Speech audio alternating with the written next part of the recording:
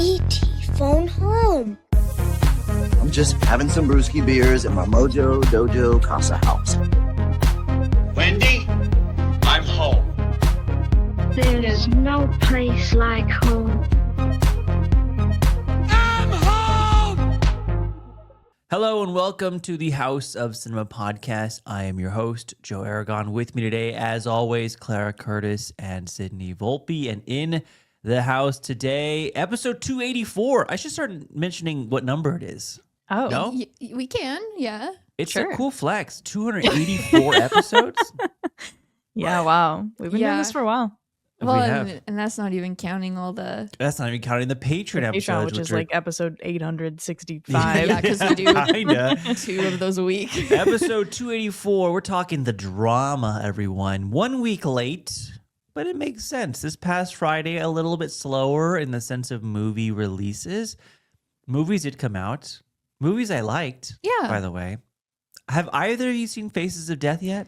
No, because No. it keeps only doing one showing at my movie theater, and I'm not going to a movie at like 10 o'clock at night. Yeah. Okay. I'm not Valid doing it. excuse. Sydney?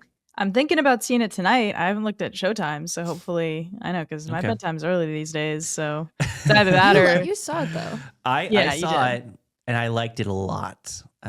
So if you are already seen the drama and are not, I don't know, hankering to watch it a second time, you're like, well, what new release should I watch? Faces of Death. That's my suggestion. Or Yumi and Tuscany. Yumi and Tuscany Yeah. is fun. It's fun. We didn't love it. Didn't love it. Cute with But flaws, sounds I like. think it's better to see it in a theater than to wait for it at home, I think. I agree. Yeah. If you are itching for like a very classic rom-com, it kind of knows what it is. It's not breaking any new boundaries. It's fine. It's good. Yeah. Yeah. It's fun. So that's out. But we're talking the drama today. We talked Mario last week, so we're going to give you, best of both worlds. One for the charts, and now for the arts, right? Okay. The drama. Spoiler alert for the drama, by the way. In the event you have not seen this movie, this conversation will contain spoilers. That's how I'll begin the episode. Sid, how have you been? How have I been? Yeah. I've been good. I do have some movie catch up to do. So maybe I'll go tonight, see Faces of Death or Yumi and Tuscany. And I've been looking forward to this episode because we all saw the drama. Did we all see the drama the weekend it came out? Yes, Yeah. we did, yeah. And I have Yeah, seen yeah. it again since then. And I actually think it really worked out the way we did this because the Super Mario Galaxy movie was very much like flash in the pan, like everyone discourses and gets angry and then it's sort of over. But the drama, it's been really interesting to see it unfold, like the different conversations that are coming up and what everyone is saying online. And I do think that a second watch like really helped me solidify what I thought of the film, but also just like understand what Borgley was going for and like reckon with what it's doing in like a more earnest way, I think, because it is one of those movies that's like really hitting you with something provocative and like a lot. And I'm excited to break it down with you guys. How are you guys Okay. feeling and doing? Claire, how are you doing? Good. I took like a whole week off of movies, which was nice. And then this weekend I really locked in, and I saw Yumi and Tuscany Friday, and then yesterday I went to the Academy Museum and I saw Spirited Away, which was Oh. awesome. That's not a new movie. No, It's- stop, stop. no, but worth it. But worth it. It was super fun. And then I jetted over to the Grove and I saw the drama for a second time, which Right. was very helpful. I'm glad I rewatched it as well. And then I went home and I watched Thrash, the new Netflix shark movie. Yeah, it wasn't that great. It wasn't very good, but I was very brave because I really You don't don't like like disaster I movies. hate disaster movies. Yeah. They make me really anxious. And for the first 30 minutes of this, it is just, oh no, there's a hurricane, which is like one of my biggest fears. But And then the the sharks yeah. came. and then the sharks came and Yeah, then so is it I- like because of, does the hurricane like pick them up and like put them somewhere? yeah, they go, let me They get, move like, No, you they get, like, over blown here." over- It's not somewhere. Sharknado. The No. hurricane causes like a A flooding, storm a surge, tsunami kind the of like thing. levees Oh, I levees in the area break, and so it's like Yeah, so the water then pours into the city and from the ocean. And then so of the sharks are like, oh, I'm going to go there. Well, but no, they go there wow. because the whole town floods, and then there's for some reason a giant semi truck full of animal meat. No way. It breaks open and it's all in the water, and so then Yeah. it's like, and then the sharks are the bull sharks. It's bull sharks. That's an important Dude, bull distinction. sharks are terrifying because they They're can aggressive. They're very aggressive. Actually salt very and aggressive. fresh water. Yeah. Yes, and so then the bull sharks were like, "Oh my god, there's Yeah. a party! Buffet. Time to That go!" sounds It's so awesome. funny. The ending is, you texted me about it because I was freaking out. And you're like, the ending's really funny, and I was like, I'm not there yet. And then I got there, and I think it's pretty wild. it's ridiculous. Is it knowingly silly? Yeah, yeah, I I think think- so. I mean, I was looking at it, and it is that tricky thing of like Sony had that first, and it was supposed to be a theatrical release, Oh, and then wow. it got punted over to Netflix and is a Netflix release, and I think that is a little telling. Yeah, that makes a lot of sense. It seems like Netflix is kind of taking the mantle of the sci-fi original shark movie. Yeah, because they had Under Paris. They had Under Paris the Yep. year before. It feels like it's just like the kind of go-to once a year. They'll release a pretty silly shark movie. It's not like Sharknado silly, No. but it is. You're watching it, you're like, yeah, there's a big meat truck in the middle of the road that tips over and all the It's meat a little falls ridiculous, out. yeah. My meat! Oh no! My meat. Anyways, okay, so you Yeah. watched that. Yeah. You done some catch up. Then. I locked in a little bit, and we'll see if I sustain, or now I'll not watch anything for a while again. Well, hopefully, Fair. Faces of Death gets a better showing around. I know, you. because I genuinely want to watch that. I'm very curious about it. It's tough because this upcoming week, our new horror movie comes out that's going to take over the theaters in a big way. And yeah. it's Lee Cronin's The Mummy. So we'll see. Oh, if- I was like What Mother were you- Mary, of course. oh. Of course, Yeah, the mummy is Not the Mother more- Mary. titular the mother. more- Yeah. I have seen Mother Mary. You have, I have seen it. I think I'm embargoed still. So yeah. well, I don't know when this episode comes out. The embargo may have lifted. I actually don't know when the embargo lifts. we should probably play it safe though. Yeah. Yeah, I'll just say I've seen it. That's all Okay. I'll say. So, anyways, we're gonna talk the drama today. We'll go over our thoughts, our feelings. It is kind of an interesting way we did this. I think it is appropriate, as Sydney said, in that Mario is that kind of flash in the pan, which is very appropriate. You know, it's like immediate knee-jerk reactions. Let's talk about the downfall of cinema and Mario. Now that that feeling's over, let's talk about the drama, which is a conversation that has persisted a little bit more. I actually wanted to open up with that question, somewhat similar to that, in that, are either of you surprised by the wave of interest this movie has kind of garnered? Not that people weren't excited for the drama, but I think I was personally caught off guard by how much excitement and obsession and interest this movie has garnered over the last week or so. Well, Claire, you seem unsure. I mean, yes and no. Knowing that like it's Zendaya and Robert Pattinson in the lead, and I think that's always going to draw a much wider audience than the typical like adult drama is going to. They're like arguably two of the biggest actors of their generation right now. Yes, I am surprised though in some of the discourse, just in terms of like people really like getting revved up about what the drama is about. And by that I mean like it is about someone who considered doing a school shooting, and I feel like in part that's like being presented as like this like super taboo thing that we've never seen a movie about before, and it's just so like how dare they attempt to talk about this, which I think is interesting because the weekend the drama came out, it was also the weekend an indie film called Our Hero Balthazar came out, and that's like the exact same premise where a guy finds this guy online who's clearly planning a mass shooting, and he goes to like befriend him and kind of like try and talk him out of it. So there's that. And then also Matt Johnson's directorial debut was a movie called The Dirties, which is a found footage version of him being a bullied kid in high school who like plots a shooting. So I think it's interesting that like the drama specifically got such a big response to it and like has been like in the conversation for so long when it's not the first of its kind by any means. Right. Yeah, that's a Sid? good point. I think with you, Joe, in that I was surprised at least, yeah, by how, I don't know, I think I'm most surprised by how positively people are reacting to the film. I kind of thought that a big portion of the normie audience would reject it just on principle for like having that as a big part of the subject matter. But I know there are detractors and there are things in the film that people have issues with, and there's a lot of discourse. But for the most part, what I have seen is that it has sort of bled into that wider audience. Like a lot of people are going to see it, and most people are liking it, which I think speaks to the way that it was dealt with in the film.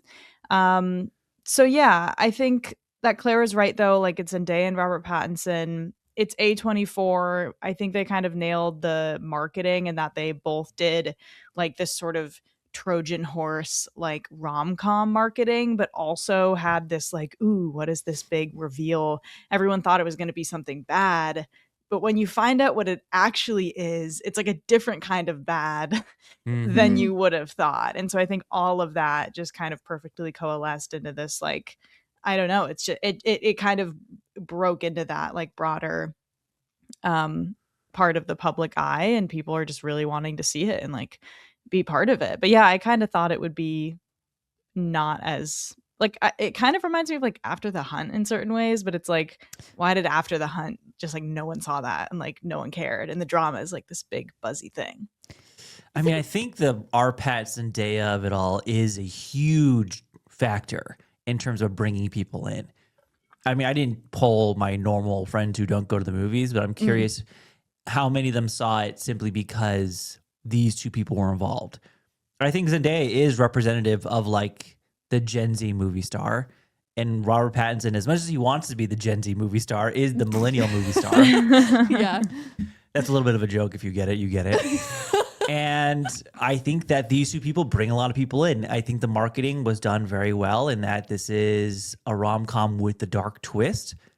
I think you're right, Sydney, and that a lot of people assumed it was going to go in one direction and kind of veers to the left and goes in a different direction. I think what I'm most shocked by is the positive reception from the general public, because I also agree that I kind of assumed, just based on how movie watching trends have gone over the last couple of years, that on principle there would be a lot of people who'd be like, I can't get on board with this. I don't like it. Even when it kind of like explicitly is like diving into, you know, the reasons why this happens or doesn't happen. Rotten Tomato score is a little telling. Not always the indicator, but for here it might be. Critic score 77. No guessing today, I guess. Okay. Yeah, you Like, okay. ripped that right off. Okay, Audience score? 77. What do you think? Well, guess the audience score. What do you guys think the audience score is? I'm going to guess 83. What do you think, Sid? Okay. I will guess 86. 80%. Ooh. Okay. 3% above the critic score. Over 1,000 plus verified ratings. So it does kind of support the arguments we're saying that people are watching it and most people are enjoying it. I didn't waste any time kind of reading the audience reviews, but a lot of the reactions I was seeing, even if the subject matter was a bit taboo or a bit prickly, provocative, people are at the very least defaulting to, well, Zendaya and Robert Pattinson are very good. And that was enough for a lot of people. Okay. So, with that being said, I know there's a lot for us to unpack. Are we ready to talk about the drama? Yeah, but before we move away from Rotten Tomatoes, I do want to bring up an interesting comparison. People have please do. obviously been talking about this in relation to Materialists as well, because it's sort of They like have. like a twist on a rom-com. They have. Also, I was not aware of this. Also high-performing A24 film, 77% for critic score, which is the same as the drama. same exact score, but a 66% audience score. Now, Interesting. that's interesting. I was That not is aware that interesting. people were comparing the two It at is all. happening, yes. It is happening. Is it because of the twist in the Materialists? No, I don't What's think the it's so much the like side plot The with sexual her work. assault side plot. Yeah. Oh, that's right. I was like, the legs. I don't think it's because of that. The legs. I forgot about the legs. That The look legs. like I mean, that is kind of a That fun was kind little of a twist. Yeah, you're right. I think it's Well, because why else would they compare the two? Simply because they're A24 They're romantic 24 comedies? I mean, I think also too an interesting connection between the two is the fact they both have Zoe Winters as a supporting actor who like They do, kind of that steals is- away the scenes at certain points. coming up a lot. And I think that they're I both mean, sure. Is that how we're going to No, I compare think movies? it's Because they're because- No. one little actor. And They No, were but both I mean, but you have to like think. packaged as more conventional rom-coms, but they're actually like deeper commentaries on the realities of like relationships in the modern era and Yeah. what that looks like. They think they're deeper conversations on. I On liked Modern both Romantic. these movies. Yeah, so. hang on a second. I think they're both good, Uh-huh. but I think both of them are not as smart as they think they are. I think they're flawed. Okay. Yeah, they're both flawed for sure. So that's the okay. That's where we're comparing yeah, them. but yeah, I think I mean it also like they both rely so much on like the world built on social media. Like Yeah, they're it's both like the a new byproduct era. of growing up in the internet era. Yeah. Why do we think Materialist has less of a positive reaction then? The broke boy propaganda nonsense I think did numbers on that movie. It did. Well, and I think think so? also, like you said, with like, I think Robert Pattinson and Zendaya's performances in this are really great, and people just enjoy watching the film. And I think the comedy maybe works a little better with where with Materialists. I think people thought it was really stilted and weird. It was one of those movies where like no one's talking like a person, like all the acting is bad, Yeah. and that can Mm. really do a number with audiences. Yeah, I don't know how people feel about Dakota Johnson. Yeah, they don't love her. I don't think general public loves her. I don't think so either. Which is that because of like Limegate or whatever? Do you What the think? hell is I don't think it's Limegate? Limegate. No, remember she did her like, you know, they do those things where celebrities give a tour of their house and they're like, oh my God, this is my house. And she was doing it and she went in her kitchen and there was this giant bowl of like dozens of limes. And she was like, yeah, I love limes. Limes are my favorite, blah, blah, blah. And then down the line, because that became like a meme, she was like, I actually am allergic to limes. I don't even like limes. Those were staged there and I don't know why they were there. And everyone was like, Dakota Johnson like, lied remember about the this at all. limes. There's no way that I a thought that normal was person would think hilarious. of this. I was think very she's funny. so funny. I But think I- she's very funny. She's very funny, but I think in general, her sense of humor is maybe a little off-putting to people because it is very like dry and sarcastic, Yeah. and people can't read her properly. Okay. Yeah. I And I think don't if anything, Madam Web has done No, numbers Well, on you know, her she's still, it's like the perception. Twilight thing. Like, she's known for 50 Shades of Grey. Like, no one took her seriously. And I think that she doesn't always give a great performance, like, despite the material that she's in. I don't think she's sort of managed to, like, break out of that reputation. Yeah. But I think she can be a very, like, dry actress in a way that works for some roles and doesn't for others. But yeah, Materialist, I think people just thought it was like weird and stilted. yeah, Generally. which is a bummer. Yeah. All right. I mean, that has actors who are, you would assume, Yeah. brings in people. I mean, movie made a lot of money. Yeah, For it sure. did make It a lot did. of money. It did. Did very well. Interesting comparison. I was not aware people were It's making that happening. comparison at all. It's happening. I have a lot of thoughts on this movie in the sense of its kind of where it sits in the genre, especially Okay. when you compare it to its predecessors and the movies it's kind of standing on the shoulders of. And we'll talk about that in a second. Overall thoughts and feelings, your reaction to the drama. Sid, you want to give a quick 1 to 2 sentence? What do you think of the drama? I think I'm with the people who feel like the drama, it like won me over despite itself, because it does hit you really hard with something that I think most people's gut reaction would be to reject it, to reject even making a movie about this at all. But as it goes on, I mean, I think that the screenplay and the editing is like my favorite part of this film. I have thoughts about the third act, which we'll obviously talk about, but for the most part, I think it's such a well-written film because it's so intentional. Like, I brought my notebook to take notes the second watch, and every single Nerd. line. Well, because there's like Just kidding. I don't know. I don't always use a notebook, but I was like, I feel like there are so many like little lines of dialogue and like little moments that I really want to remember, because it's all motivated by character and theme in a way that I think is really smart. And once I saw it again, I was really able to just accept it for what it was doing and lean into how I think it's actually like a really beautiful and film that has like a tenderness to it that I wasn't expecting. And so I really like what it's trying to get at, even if I don't think it's perfect. And I do think Zendaya and Robert Pattinson are both like really great in it. And I think it's an interesting conversation starter for like the moment we're living in, which is maybe the most fun part of it. So I liked it.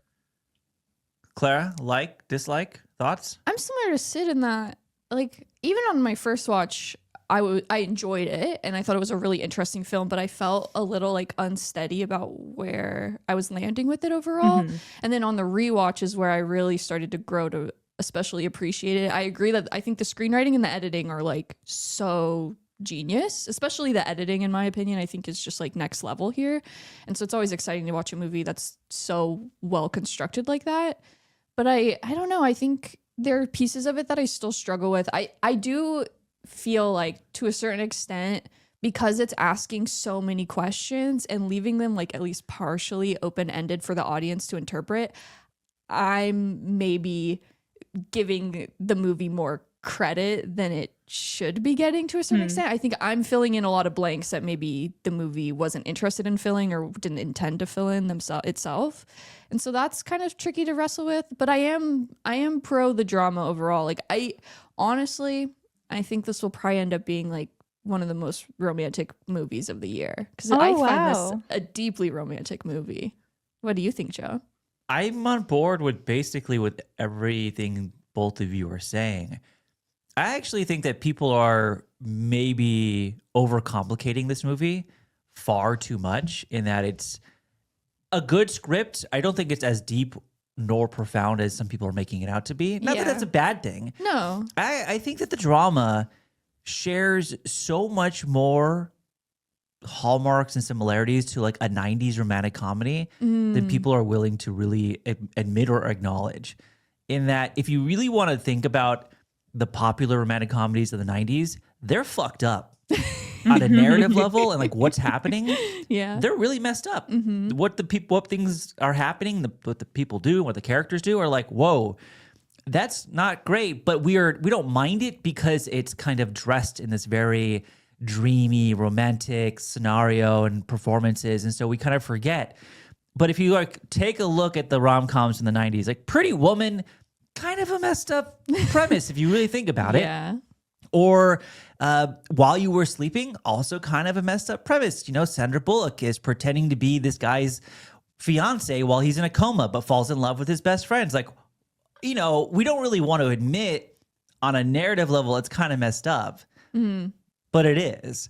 And the drama just takes the more provocative angle and takes a more darker angle of the messed up portion and kind of leans into the more the darkness of its themes. But I think it really is just like a classic 90s rom-com. There's a lot of romance. It's very romantic. The scene where Robert Pattinson's like talking into Zendaya's deaf ear and telling her how much he loves her. Oh my God. You know what that made me think of? Romantic. What? Heated Rivalry.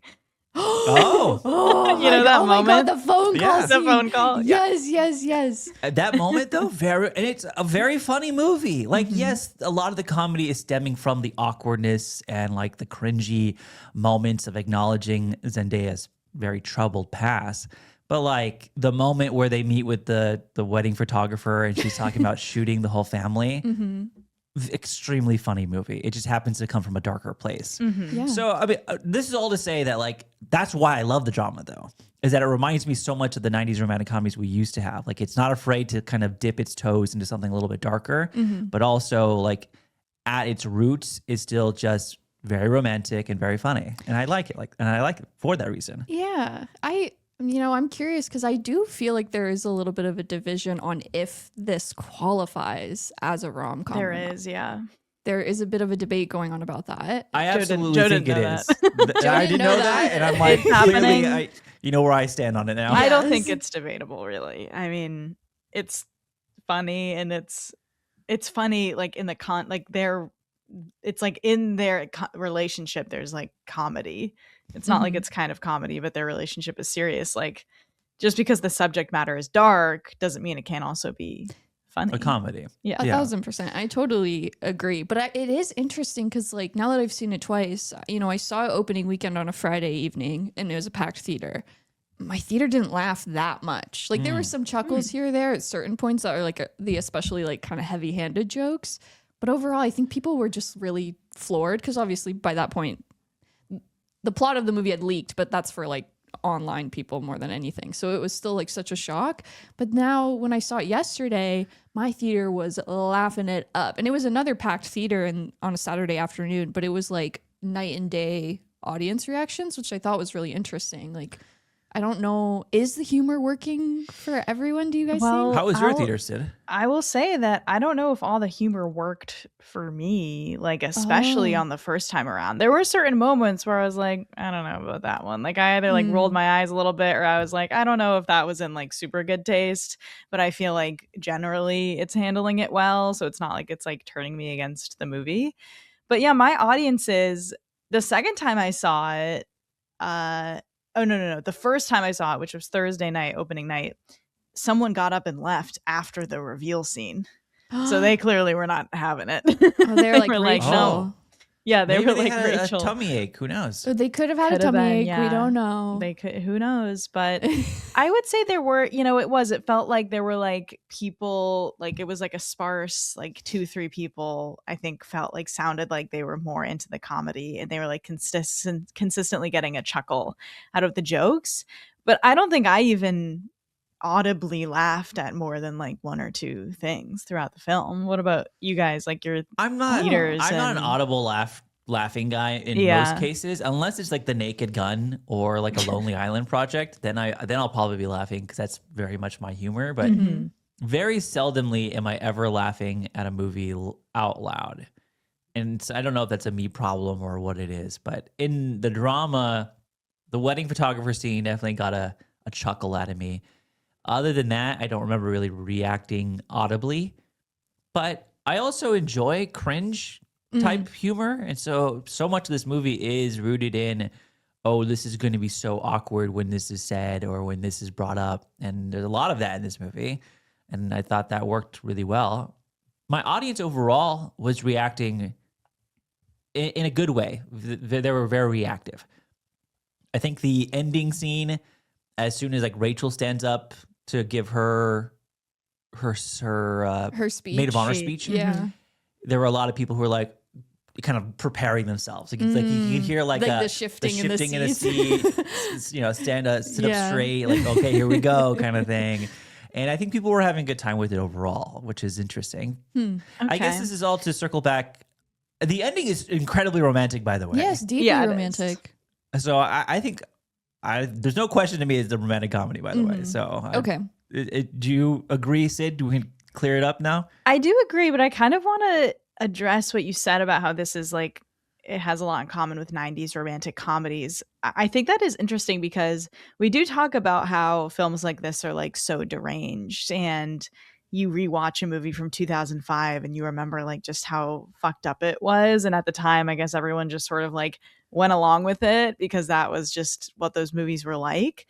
And I think what's different about the drama is that it's almost, I don't know if I want to say it's a deconstruction of that, but it's like addressing that moral dilemma head on instead of just sort of having it be a fact of the world of the film. It's kind of like about that rather than just being like a rom-com that has that in it. Where Materialists, I feel like it didn't really. Materialists, I felt it did have some like deranged shit going on that it like didn't really address, and maybe had more of that in it. And so the drama, I think, is sort of both. Like it like has the structure and feel of one, but it's literally about that ethical thing, which I think makes it more interesting. It's more confrontational. Yeah. It is definitely asking you to confront the darkness of the story, which a lot of those romantic comedies from the 90s and early 2000s don't want you to confront. It's there, but you kind of want to gloss over it. This one's like, it's here, confront it. And I think it's that confrontation that people are not liking. They don't want to see the ugliness and like behind the curtain of what's happening in relationships. But the drama is asking you to peek behind the curtain. And some people aren't really liking that. They don't want to see that. Yeah. Let's talk Robert and Zendaya. I was going to call him Roberto for some reason. Roberto. He'd probably love that. He probably would love that, by the way. Let's talk Robert and Zendaya since we've all brought them up. And people are bringing up them as a pairing and then them as performances. Let's go one by one. Zendaya in the drama. How'd you feel, Sid? I loved her. I think I might go as far to say this is one of my favorite performances from her. I'd have to think about it for a minute, but I have notes. I wrote down that we should probably ask we that should question. probably do it. I think that she plays Emma really well. Emma is an interesting character to play because you know that she like has a darkness in her, but she is such like a soft, like empathic person that she's almost unknowable to us too in the way that she is to Charlie. And I know people have been having issues with the character, like feeling like Emma's character specifically is underdeveloped, which we can talk about, but I feel like she brought so much to it that really worked for me. I thought she was great. Clara, Zendaya. I think this is some of her best work like ever. Honestly, I'm really impressed with what she's doing here. I think Emma is a really interesting character. I agree with Sid in that like it's worth talking about like is she or is she not underdeveloped? But as a whole, I think the performance is really solid, and I really like. I don't know. There's certain moments where Zendaya is doing something with her face that I find so like. It really draws you in, especially like after she's made the confession and she can, you know, the room is shifting and everyone's kind of turning on her. I really like the way she looks so caught off guard in that moment. And I find it very convincing and really impressive work there. I like her. I'm very pro Zendaya in this movie. How do you feel? I'm pro Zendaya in any movie. Yeah. I think she's incredible. Every time I forget about her as an actress, because she kind of goes off and on in terms of her career and performances. There'll be 1 year where we'll get 2 or 3 Zendaya movies, and then she'll take a break, and then we'll get another year like this year where we'll get 4 Zendaya movies, you know? And so I feel like a part of me always kind of just forgets how great she is, and then I watch her in a movie, and I'm like, oh, she's certifiably amazing. Yeah. Looking at her filmography, it's not as extensive as you would think. I know some people think she's in too many movies. I think you're crazy if you think that, by the way. But here's her filmography. 2013, Super Buddies. She voiced Lollipop. That's the Air Bud movie. Okay. 2017, Spider-Man Homecoming. Movie Grid, Super Buddies. 2017, Homecoming and The Greatest Showman. Mm-hmm. Greatest Showman, Sid. What do you think about her in that movie? I love her in that movie. I love everyone in that movie. Okay. 2018, Duck Duck Goose. This is an animated adventure comedy. I don't think anyone saw this one. No. And then Smallfoot. Zendaya is Michi. Zendaya is Michi. 2019, Spider-Man Far From Home. 2021, Malcolm and Marie. Space Jam New Legacy. She's Lola Bunny. And then she's Dune. Chani and Dune. And then she's Dune. Zendaya is Dune. Zendaya is Dune. And then Spider-Man No Way Home. 2021, big year. It's 4 films in 2021. And then 2022, 2023, nowhere to be found. 2024, Dune Part 2 and Challengers. 2025, nowhere to be found. 2026, the drama, and then the upcoming The Odyssey, Spider-Man Brand New Day, Dune Part 3, and then next year, Shrek 5. And Euphoria season 3 is right now. That's and right. Euphoria season 3. Yeah, there in some of those gaps, there's Euphoria. Obviously, as well, was a Disney Channel star. I have no familiarity with Frenemies or any of the other shows she did. Zapped movies. That's a decom. A decom. Oh, it's silly. But people know it, and people like her. I mean, obviously, that's where a lot of her stardom started. Yeah. So anyways, looking at her career, I think just off the top of the head, the drama is top 3 Zendaya performances already. I mean, it's between this, Challengers, and Dune, if I'm being honest. Which Dune? Dune Part 2. Yeah. Yeah. She gets a lot more to do in Dune Part 2. So much more, yeah. God, she's so good in Dune Part 2. Great in Dune Part 2. But yeah, Challengers and the drama and Dune, like, yeah, we're talking superstar. Yeah. Zendaya. Yeah. What do you think, Sid? Do you have a top 3 for Zendaya's? I do. I think that Zendaya is a great actress. Every once in a while, a discourse comes up where people start like try to say that she's a terrible actress, which I vehemently disagree with. Silly, very silly. I do think she's not one of our like greatest actresses, but I think she chooses her roles really carefully, and I think she knows like what she's good at. And so yeah, when you get something like Challengers, it's like she's like incredible in that film. Yeah, I think I would easily go Challengers, then the drama, then Dune. Like Dune at 3, Dune Part 2 at 3. Okay. Clara? I mean, it's the same 3. No Space Jam New Legacy fans here? No. All right. I think I would probably do Challengers at 1. Dune Part 2 at 2. The drama at 3. Okay. Yeah. How do you guys like her as MJ in the Spider-Man movies? I She's love her as cute. MJ. Mm-hmm. I don't think those movies give that character Yeah, a it's time not like of a day. challenging role. She's kind of just or- hanging out. She's there. She's hanging out. She's literally like damsel in distress for so many of those movies, or plays like just kind of like The sarcastic. Yeah. edgy Mhm. foil to him in the first movie. She's there. She's having fun. I'm having fun, but it's not really asking much of her performance wise. What about Euphoria? I've never watched I've Euphoria in never my watched life. it. Oh, that's right. You Euphoria. guys, she's really good in Euphoria. Okay. Okay, That's good. Yeah. she's a drug addict in that show. Yes. Yeah. Okay, Rude. in the new season, she's in Mexico.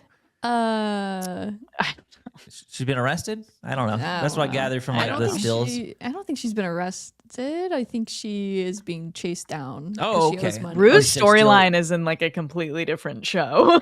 Yeah, the there's rest like of the something. cast. It's like Yeah, I haven't She's in, seen like, Breaking Euphoria. Bad. Have heard good things about her performance in that. Mhm. So I just know that when Zaya is locked in on a movie, I think it's really good to point out that she is very selective with the work she's choosing, yes. and that's what makes everything she's doing so rewarding. The next 3 films she's in: Odyssey, Brand New Day, Dune Part 3 for this year. Yeah, She's playing Athena in the Odyssey. That's exciting. I really like that. Very Good exciting. cast. Obviously, Brand New Day, she's MJ. Yeah. We'll see with that. And then I don't know much about Dune Part 3 in terms of where Chani's story goes, but what can you at least give us a taste of, Sid? She's a big part of it. I do feel like Chani has been a little underserved by the Dune films, so we'll see. Like, I think she could be a big part of it, or she could not be that big of a part of it. I'm not sure what will Right. happen. All right. I don't know much about where that story goes, but obviously excited to see her. Is that our most anticipated of the 3 for her? Is Dune Part 3? Oh, for Mine her would be- specifically? yeah. Mine would be Dune Part 3. Yeah. Yes. Oh, Yes. hesitation. Yeah, I'm excited to see her in the Odyssey, I guess, just because it's something different, and we've like seen Yeah. her both as Chani and MJ before. But I do think Dune Part 3 will be like a more interesting role for her. Yes. My only fear with the Odyssey, and it's not a real fear, but I guess an anxiety I have is that there's so many people in that movie. How much will she actually? How much of Right. a role will she have in there Yeah. as Athena? Is Probably it going to won't be be like a one huge. scene? You think Yeah. it's going to be huge? No, I think it probably won't be huge. I think exactly. I think we'll get like one Athena scene, and that'll be it. Yeah. And that's going to be the case for probably a lot of the characters, if we're being Mhm. honest. Yeah. Yeah. And I'm hoping people are prepared for that. No Shrek 5 truthers out there? I am super disinterested in that. Honestly. She's playing what is she? One of the kids? The daughter Felicia. Felicia. Felicia. That's nice. Yeah. Get you the Yeah. bag. Yeah. My favorite internet conspiracy theory is the theory that they delayed this movie because the internet figured out the plot. Yeah, they yeah. called it immediately. I remember that. And so they're like, fuck, we have to change the whole movie right now. whoa, Back to the drawing board. Which the plot wasn't hard to figure out, but it was just sad that it probably was a classic case of like, I want to go on my own, Dad. Yeah. And Shrek's like, You're holding me back. no, Fiona. That's my Shrek That impression. was good. Okay. That was I'm good. an ogre. Oh, great. All right. Zendaya, Cool. great in the drama. We love her. Yeah. Yeah. Let's switch to our Pats. Hey. What do you think about Robert Pattinson as Charlie? Clara, you're more of the Robert Pattinson scholar here. What do you I think? do know this man's work very well. I think he's great in this. I think he's very good. I don't think it's in his best performances of all time by any means, arguably. If anything, I think he's just such a rock solid counterpoint to Zendaya. Like, I think he's so good, but it's in the service of making sure she's like amazing. And I think that's cool. But yeah, I enjoy him a lot in this. I'm not like wowed by his performance ever. Like there's never a moment where I'm like, oh, like I'm so locked in on him specifically right now. Do you guys have a moment like that or are you on the same page? I think I agree with you. I'm trying to think like because there are a lot of like subtleties in his performance that he needs to really nail. But I agree with you that it is sort of in service of. Well, I don't know because I honestly I mean I think the movie is about Charlie more than it's about Emma. The Yeah. movie is about it's about a lot of things, but it's like their arc is about Charlie accepting what Emma did, and so we're getting more about what's going through his head in the present. Whereas with Emma, we're learning about what was going through her head in the past, and it's more contained to like one or two scenes. So he really needs to do a good job playing a coward and a schmuck. Like Charlie's kind of a loser in a lot of ways. He's like obsessed with how other people perceive their relationship, and his arc is like growing out of that basically and becoming a more authentic person within the context of their relationship and like actually seeing Emma outside of what other people think, which is really beautiful and I think he does really well. But yeah, it is like it's like subtle, which I think can go underappreciated, but there isn't any scene where I'm like, "Oh my god, like Robert Pattinson is like really blowing me away right now." I think just throughout the movie he like consistently really nails what he needs to. What about you, Joe? I think I'm on the same page. There isn't one scene, maybe the ending, like the very, very end, like in the diner. I'm really taken aback by his performance in a good way. Mm-hmm. But I wonder if it's me just conflating the fact that Charlie is such a loser with the performance being quote unquote underwhelming. I don't think it is underwhelming, but I can see how people could walk away thinking like, oh, I wasn't really surprised or shocked, or I didn't love his performance, and I'm wondering if that's because Charlie's just such a loser that it's easy to walk away and feel that way. Yeah, there's no real big moment of redemption that he gets, or a big moment where it's like, wow, I'm walking away thinking Charlie's come full circle or something like that. Yeah, but the ending gets close for me. I really like him at the end a lot, and but to play like a kind of a loser, I think Robert Pattinson's so good. I mean, he does it a lot. He does. He's very good. Yeah, he plays like a weirdo creep. People like to pigeonhole Barry Keoghan as like the stereotypical plays a little weirdo in movies. I think Robert Pattinson's much better at it. Oh, I agree. Oh, better. Because I was going to say that I was thinking about his best roles and I'm like, I feel like I so rarely see him as just like a normal guy. He's never like he really is in normal. this movie. Yeah. And he's still not that normal in this movie, but he's like a guy that you could know. Yeah. So But I do love him in this movie a lot. I think he does serve Zendaya's character most of the time. Mm-hmm.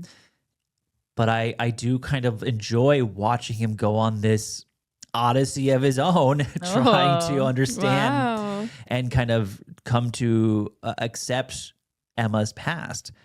Going through his filmography is a little bit more interesting. Oh, very much so. Especially in the last 5 or 6 years, things have really ramped up for him. I would say since 2019 and onward, things have really turned into the Robert Pattinson show. Here we go. I'm gonna go backwards. So the drama, and I'm gonna skip his little cameos in movies he shows up in. So I'm not gonna bring up Marty Supreme. Well, we just did, so it's okay. But anyway, so the drama, and then Die My Love and Mickey 17 were last year. Yeah. 2 movies that no one saw, apparently. No, but they were both so good. We did, and they were both awesome as fuck. Yeah. I love him in both movies. Yes. Mickey 17, I think he's particularly very, very good. He's really great. 2023, Boy and the Heron. He voices the Heron. Yeah. Which is awesome. He's really good at He's it. doing some great work there. It's like shocking. 2022, he steps into the role in probably his biggest role of his lifetime, and will continue to be one of the biggest roles of his lifetime. He is Bruce Wayne / the Batman. Yeah. You like him as the Batman, Clara? Oh, I love him. But I think part of that is because he's playing this like weird emo Bruce Wayne. emo Bruce Wayne. That is what makes the character so Fell in interesting. love with an emo girl. You guys heard that song before? Yes, of course I have. I don't know. That It's a Machine Gun Kelly song. No, it's a Machine Gun Kelly song. really? Yeah, no. Yeah. It's like, I fell in love with an emo girl. Oh. I don't know. Well. I have seen his movie though. Which one? He's in a couple of them. What was it called? I don't know. Is it the stoner comedy one? Yeah, I think it was that. Oh, Yeah, okay. I can Not see the good. poster with like his face and like there's Yeah, people it's in kind of like his head. animated. Yeah. Silly. But yeah, I think like honestly, like The Dark Knight's one of my favorite movies of all time, but I do think Robert Pattinson is a more interesting Bruce Wayne than Oh hell yeah, Christian he Bale. is. Hot take, I don't know, but it is a hot take, but I that's so stand by crazy. it. I think Robert Pattinson's far more interesting. Yeah. Okay, do you like Ms. Batman, Sid? Oh! Am I being Uh-oh. exposed? Oh my god. I don't love the Batman, the film. And Oh. I don't know. I think he's good as the Batman, but it was never. I like the Batman, but I was never like, oh my God, this is like a revelation. I like him as the Batman, but I don't know. I was never particularly fond of him specifically. Your Christian as Bale bias Batman. is showing. I'm kind Yeah, of. I am well. kind of a Christian Bale truther, but you know what? You know who I loved as Batman? Keaton. Ooh. Val Kilmer. Oh, Kilmer. I yeah, that was loved Kilmer fun. Batman. That was Kilmer really Batman's fun. good. Yeah. I don't think Kilmer's Batman is even top 3 Batman though. Whoa. Okay. Wow. Over Keaton, Pattinson, and Bale, I still think Kilmer falls That's a little fair. bit short. But yeah, I That's don't think the very fair. Batman is like one of my favorite Pattinson performances. Okay. Well, if that upsets you, you direct the comments towards Sydney. Yeah. Yeah, that's fine. I'll take it. 2020, The Devil All the Time, Mm-hmm. a creepy pastor. Yes. Yeah, And- he's doing and a voice. Tenet. He's always doing some. He's always bullshit. doing a voice. Yeah, a little bit of a And then southern Tenet girl. is earlier in 2020, maybe his most normal guy and so Yeah. far we've talked about, That's true. but so awesome in Tenet. Mhm. Yeah. Tenet, secretly, maybe not so secretly romantic. It is Tenet romantic. is romantic. That's I like think one of it's the very great romantic. romances of the 21st century. I think it's Yeah. so awesome. It's so good. I'm glad there has been a bit of a turnaround in that movie. Me too. yeah. 2019, The King, Great movie. kind of a creepy guy in that one, right? He's French. And then everyone's French. laughing because Timothée Chalamet is playing British, and then Robert Pattinson's playing French, and so they've swapped. They and it's swapped. Oh, silly. because Timmy is French. Yeah, everyone's like, Yeah. haha, that's funny. He was Okay. fun in it. He's very fun. The big one in 2019, and this is where I would argue kicks off a different trajectory of his career. I mean, there are movies before this that are definitely outside and contributing to it, but I think it's The Lighthouse that really moves the needle in a different direction Yeah. and shows people, oh, we got a different guy in our hands now. Yeah. Another loser, creepy guy in The Lighthouse. Fan of Lighthouse, Clara? I do like The Lighthouse. It's probably my least favorite Eggers. Oh, it's my least favorite too. But I like, Oh. I mean, we've made it very known. Like, we love Eggers here. Like, I'm a huge fan of all, like, it's my least favorite, but it's still like a 5-star movie. yeah, we're talking. We love all his movies, but it's Yeah. my least favorite of my favorites. Exactly. Oh. You like The Lighthouse, Sid? I love The Lighthouse. It's one of my favorite Eggers. Oh, He better like. opposite. He better day. make a movie I love soon. No. Or I don't know if I can be. I on know, you the guys- Eggers train You said anymore. that during our horror preview, and I was like, oh no. 'cause Wait, I'm, are you not like a Northman fan? I thought the Northman was fine, and same with Nosferatu. I just like yeah. his But the shtick. witch. I think he's like falling into some mode that I like don't like. Whereas I the disagree. witch in the lighthouse, I love. I don't disagree with that anxiety and that worry. Hmm. I like Nosferatu, an okay amount, like a good amount. I think the Northman is fucking awesome. You love as the hell. Northman. The I Northman love rules. The Northman. Yeah. So yeah, we'll see. We'll see what happens with Werewolf and where that takes us. I'm excited. You know? It's I- werewolf, but with a U, guys. It is. Honestly, excited. I don't really think. I don't know if he has a shtick. It's just he's just doing historical horror. Like I don't know if that is a shtick. Is it a shtick if you can't do anything else though? But why is it he can't do it and it's we're not just seeing it as that's just what he wants Yeah, to do? I don't Why is know the if it's assumption that he's like- incapable of doing anything else? Because he hasn't done anything outside of it. Because he doesn't yet. want to though. But what Yeah, if he he does and can. it sucks? Then do we have a different conversation? I don't know. I don't know. What if he does a movie, it sucks, and it goes back and does like The Tooth Fairy, but with a U? That'd be funny. I don't know because my thing is like the similarity is kind of just he's pulling from like historical text to build his. I don't movies. disagree with you. I Yeah. don't, for sure. But I Yeah. can see both sides of where both of you are coming from. Yes. Yeah, There's just something about, I don't know what it is. Like, I thought The Lighthouse and The Witch were both very interesting, really strong, like original works. And now with maybe it's the like adaptation Adaptations? element. Yeah, Yeah, that's could be been the that. difference. And he's leaning more in like the studio direction too. But You Yeah, know, that's who very knows? true. maybe you wouldn't have this problem if it was the night movie he was making and not Werewolf. Oh, the I know, night 'cause- movie. Yeah, but Werewolf, been sick. I think Werewolf will be mostly original, even if Yeah. it's like, drawing from like werewolf lore or Werewolf. whatever iconography. True. Okay. Before 2019, he has a slew of very interesting roles. I'm going to just quickly go through them. We have High Life, Damsel, Yep. Good Time, Velocity of Z, Life, Map to the Stars, and he's working with big directors Yeah, too. these are Claire all, like, Denis, the big deals. Safdies.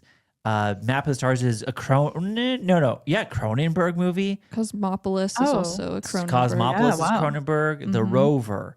Oh, the Rover. Obviously, 2012 and prior, he is working and mostly known for his role in Twilight. And Cedric Diggory. Yes, but Cedric Diggory is, when is Cedric Diggory? That's 2005. That's prior Twilight. Okay. So 2008, 2012, Twilight, with some roles sprinkled in between. He does Water for Elephants. Did anyone see that movie? No, I never saw No, that. but that actually. movie was like a moment. It was a moment. That book was remember also a moment. The book was a moment. I remember everyone reading Water for Yeah. Elephants. And then he does Remember Me. The Oh my twist God. ending of that movie is pretty wild. That is Yeah. a big deal movie. Big deal movie. We still talk about that one.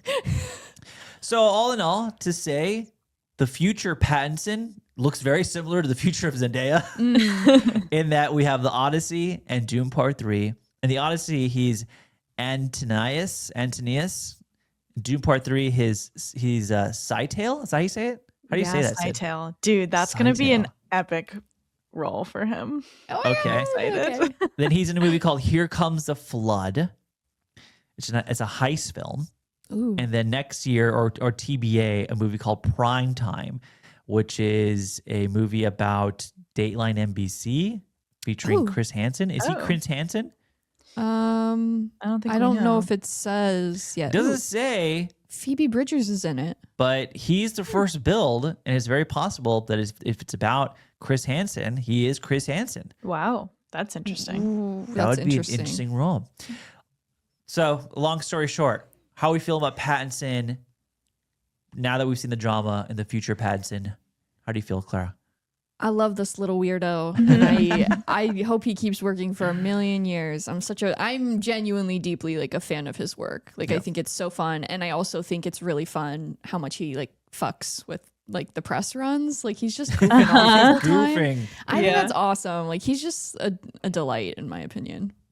Yeah, Sid? he's the greatest. I think it's interesting. Like we talk a lot about Kristen Stewart and how I think she got more of a bad rap after Twilight, and there had to be more for her to like come out of that and get back in people's good graces, which by the way has not even happened yet.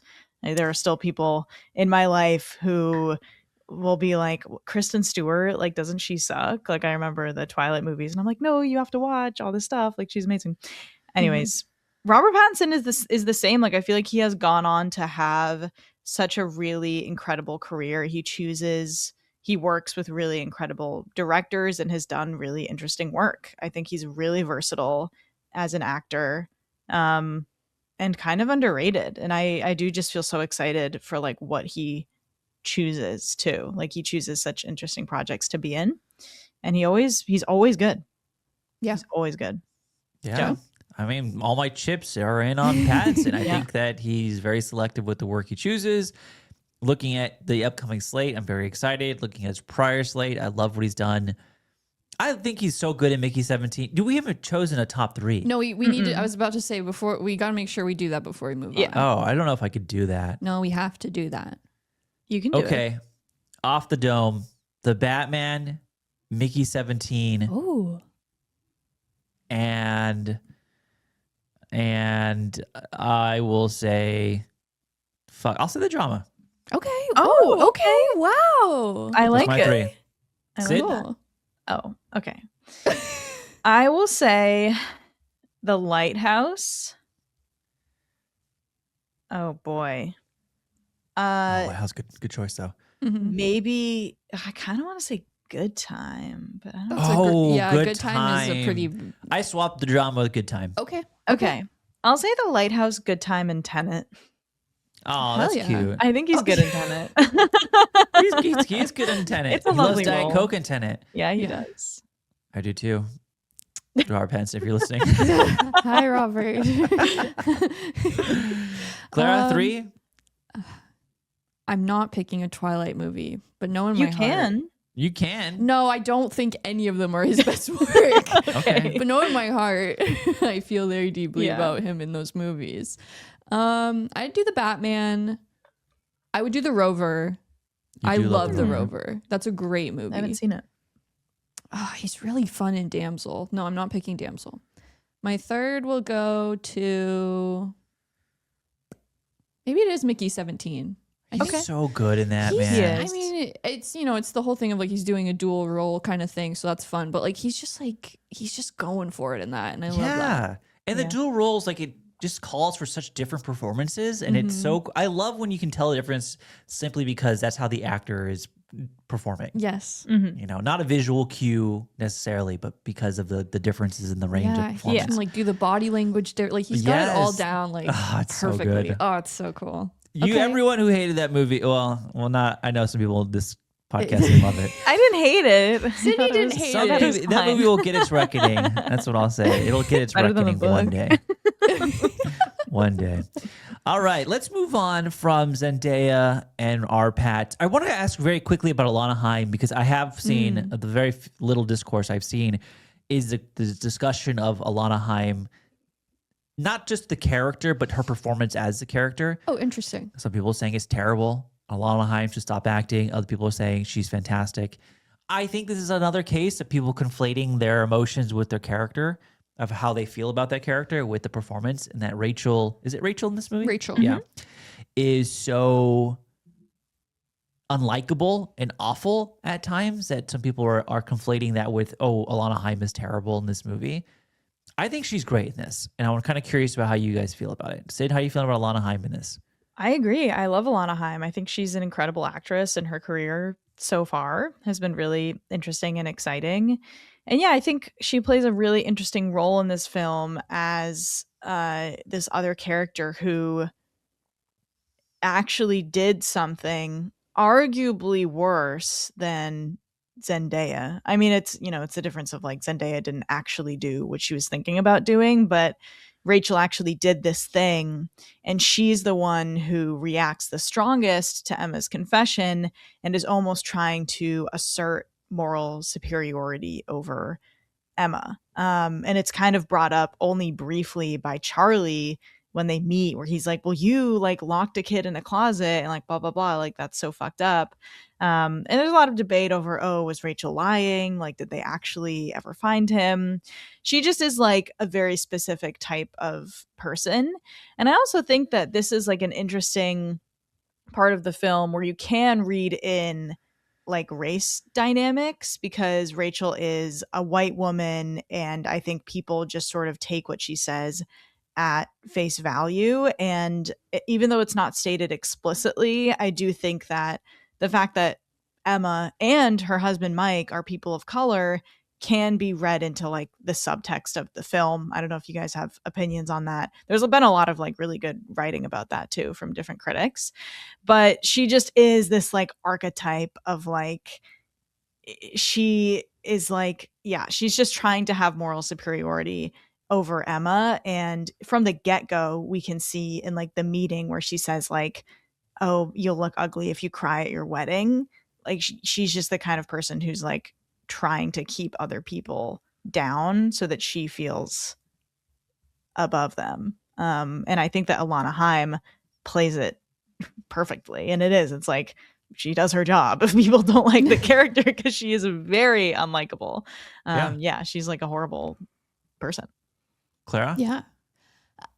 I think she's really good in this. I like her work here a lot. I like the character of Rachel for all the reasons Sydney's kind of pointing out. I think it's like such a a messy, angry character, and I find that really fun. I mean, she obviously also provides a lot of like unexpected comedic relief, like in her speech at the wedding, I think is like so tense, but it also is very funny. Or like I always think about there's that moment where Charlie's doing his speech and it's going really bad, and he brings up their sex life, and then you just you hear her in the back go, ew. Oh, So I was gonna so say awesome. there's some moment where someone says something and she lets out a cackle. Oh, that's like nothing. Yeah, nothing you've ever heard. That's when Isn't it when her dad says that she became a gun rights activist? Yeah, Yeah. Or no, Yeah, yeah, that's the part. Walmart employee. yeah, the Walmart yeah. thing. Yeah. She's like, oh yeah. So it's like she's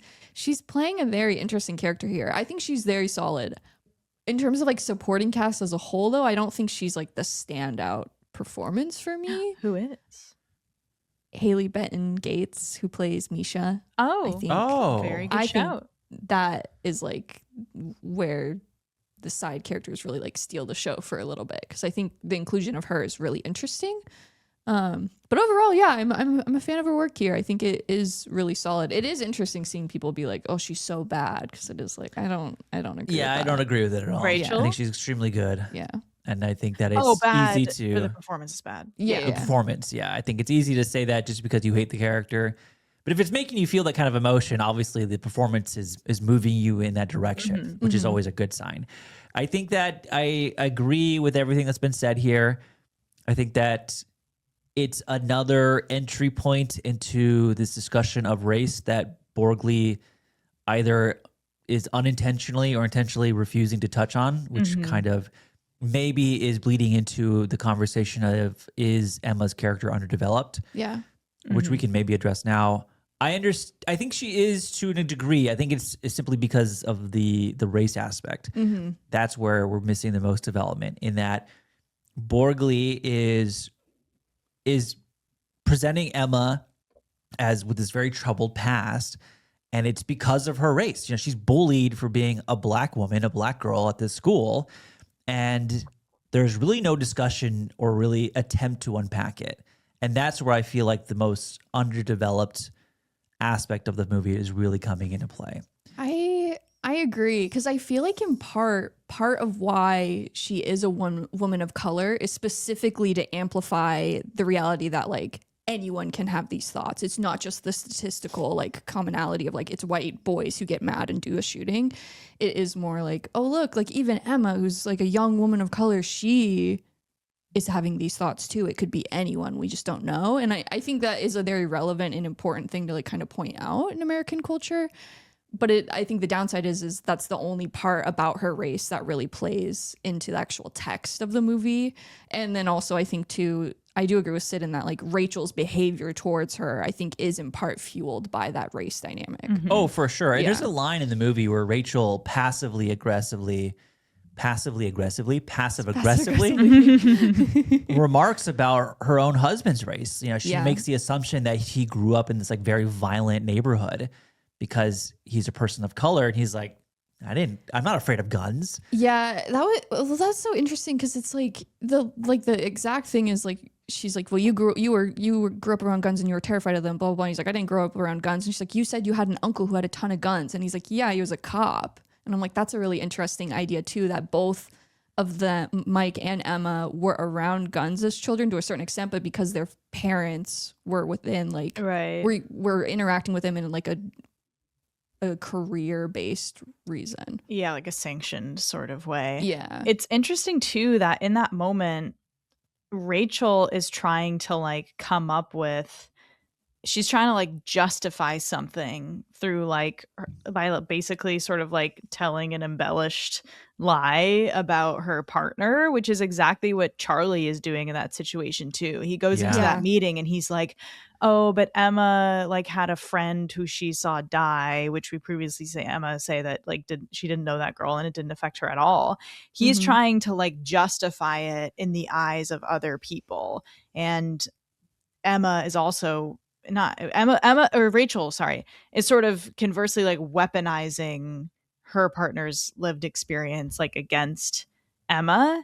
And it's interesting that it is. It's like I don't want to be too like generous to the film, but it is interesting to me that they both have partners of color that they are both either trying to like make excuses for or weaponize against other people. And both Mike and Emma, for all their faults, are both pretty forthcoming about like their feelings, and they both seem to be the most empathic people of the group. Like Mhm. Emma does. So it is you can read it either as like, oh well, Emma is like a woman, she's a woman of color and she can do this too, but then it's also trying to show like what is the reaction to someone who did this who is a woman of color, because I guess the script was originally written with a white woman, Mm. that was just sort of like the vision, and everyone's like, oh well, you just stick Zendaya in there and now there's like no context for her race. But I'm like, you don't just like cast Zendaya and then nothing changes. Like it's Yeah. totally possible that this was like considered and even like changed how Borgley like viewed the dynamic in the film. We don't know, there's no way to know. So it Right. is one of those tricky situations where it's like, well, we don't want the film to be like pandering to us and like explicitly acknowledging it in a way that feels inauthentic, but I also don't want to be too generous if the film isn't like actually doing that work. So I think there are places where you can read it in, and I don't know, it's kind of up to the individual to be like, I think it was doing this, or like I don't think it was doing enough of this, because it's there and it's being subtle about it. Yeah, definitely. I mean, that's what definitely what I was referring to too when we did like our opening thoughts about the movie, where I'm like, I can catch myself maybe applying more to certain Yeah. parts of the film, and this is a big one of like, I don't know if the film is willing to go that far into the conversation in the way that I'm reading into it. So it's tricky. It's interesting. Yeah. I think I've seen some people bring up this movie, regarding the discourse. I don't think this movie is making any kind of, how do I say this? I think it's not making anything no profound statement on gun violence in America, which I think that's like an incorrect reading of this movie. I've seen some takeaways that like this is saying, you know, gun violence stems from bullying, and it's like a very surface level attempt at understanding gun violence in America. There's that scene, I think specifically when Rachel and Charlie are talking, and he's trying to give an excuse of like, isn't this just your culture in Yeah. America? Yeah. That, you know, guns are around and people think about this. And it's edited really well because it cuts to like all the strangers on the street. Yeah, you get different people. Yeah. Like, you know, surely someone's thought about shooting up a school or And we shooting just up would a never public. know. You should never know because they would never admit it. Yeah. And there, his disconnect is that he's from the UK, so he can never really understand. I don't think the movie is like even attempting to examine gun violence in America at all, if we're being honest. And I don't know if that's a pitfall or not, but I've seen people say like it's an attempt, and I don't know if it's even an attempt.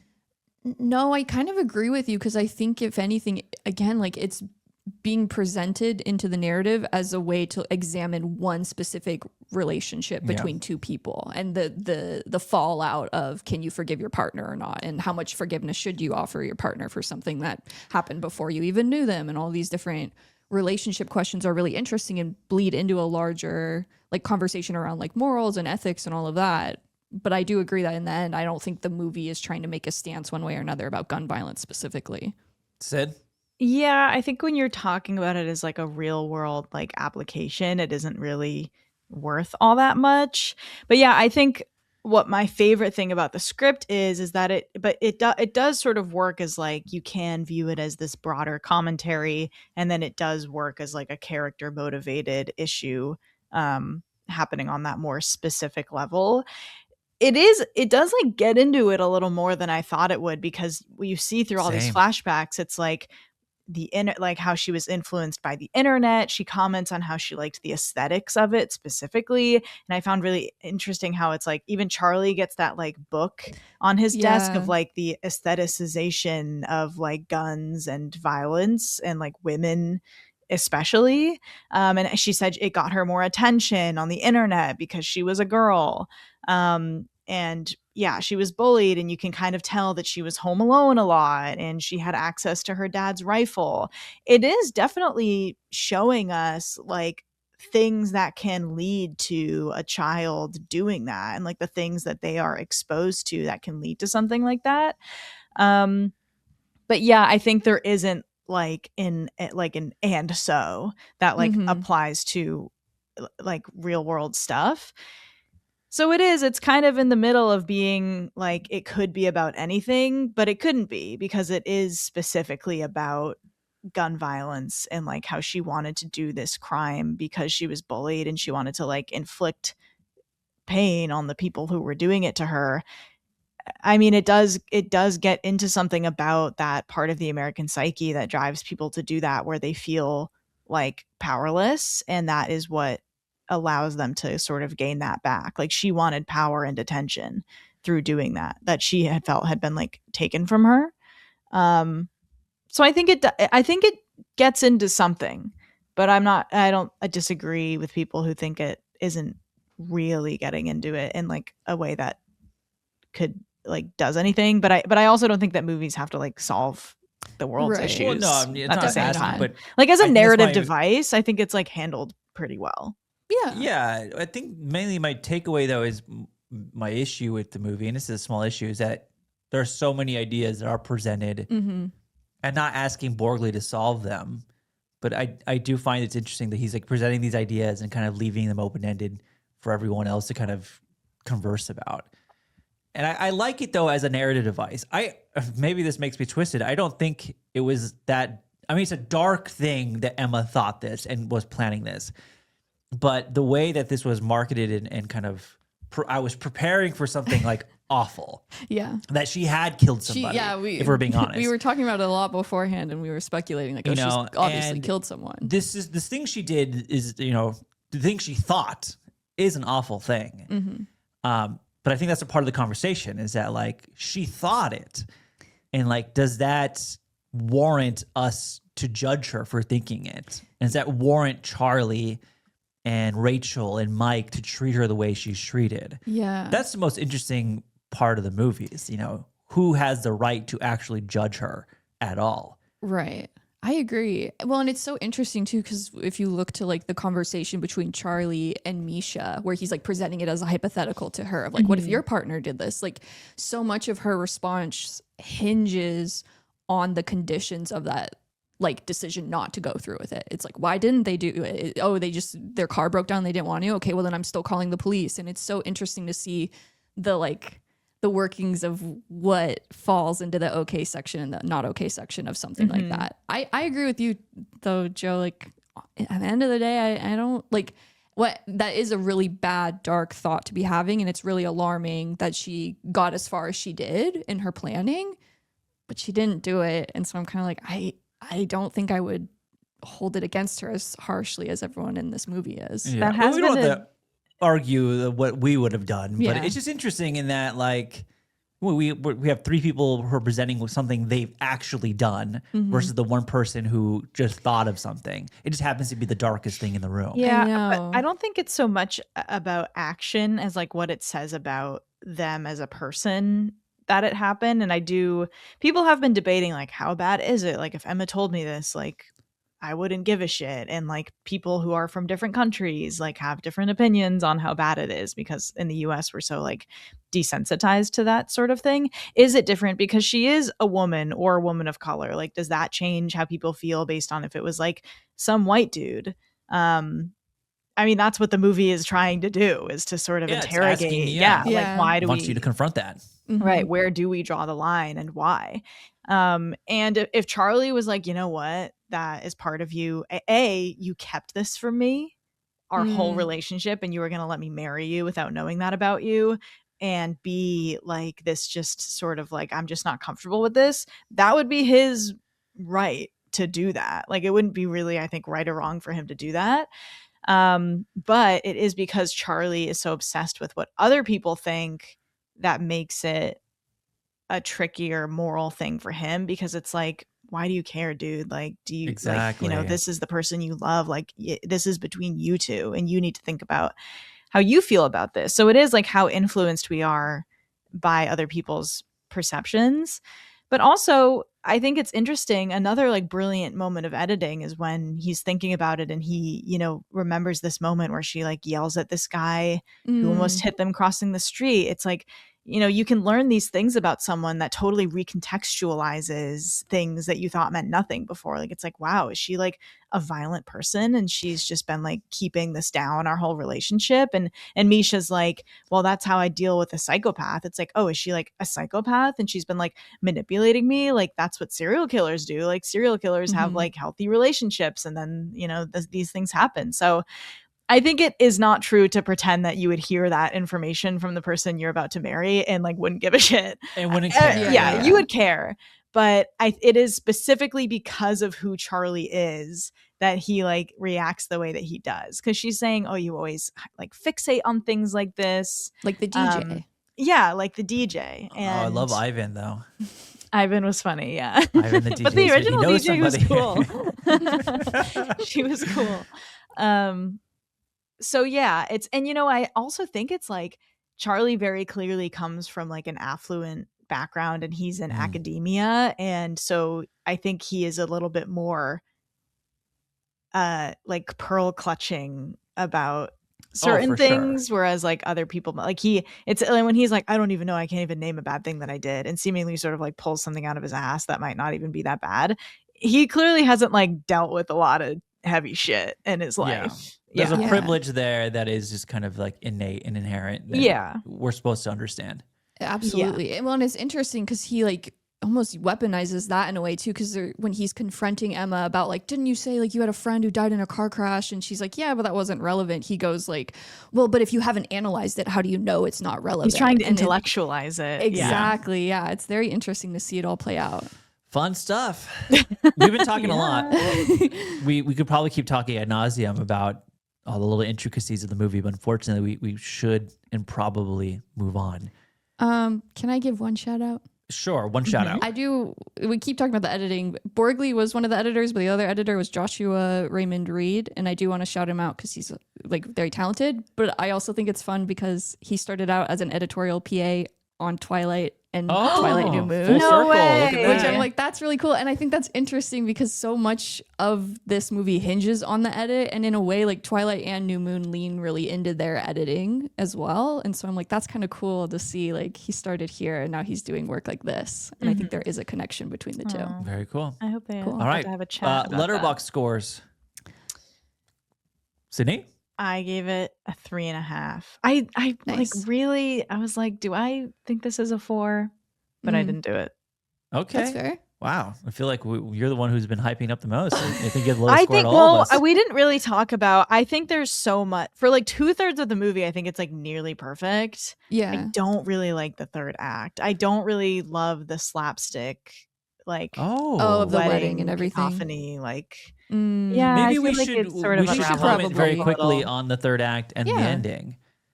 I love both the third act and the ending. Oh, really? I think I love the ending more than the actual wedding itself. Like the ending scene is great. Yeah. The ending is amazing. The diner scene I love. I think it's close to perfect in the sense of how you want to end the story. I think the people who don't like the ending that I've seen are just very frustrated that these two people have realized that no one else's opinion has mattered. And what matters is their love for each other. And I think people get upset by that because they want to have this external judgment on them, like, oh, Charlie should have left or Emma should have left. Yeah. But they're realizing, that's kind of the point of the movie, right? Is that what really matters is how these two people feel about each other and nothing else. Yeah. Well, and that's like the definition of their entire relationship. Like them first meeting is them starting over halfway through their first interaction. Exactly. Like, it's all built on them forgiving each other, which I think is interesting. So I love the ending for that reason, in that it's like kind of subverting the expectation of like, you kind of assume they go their different ways.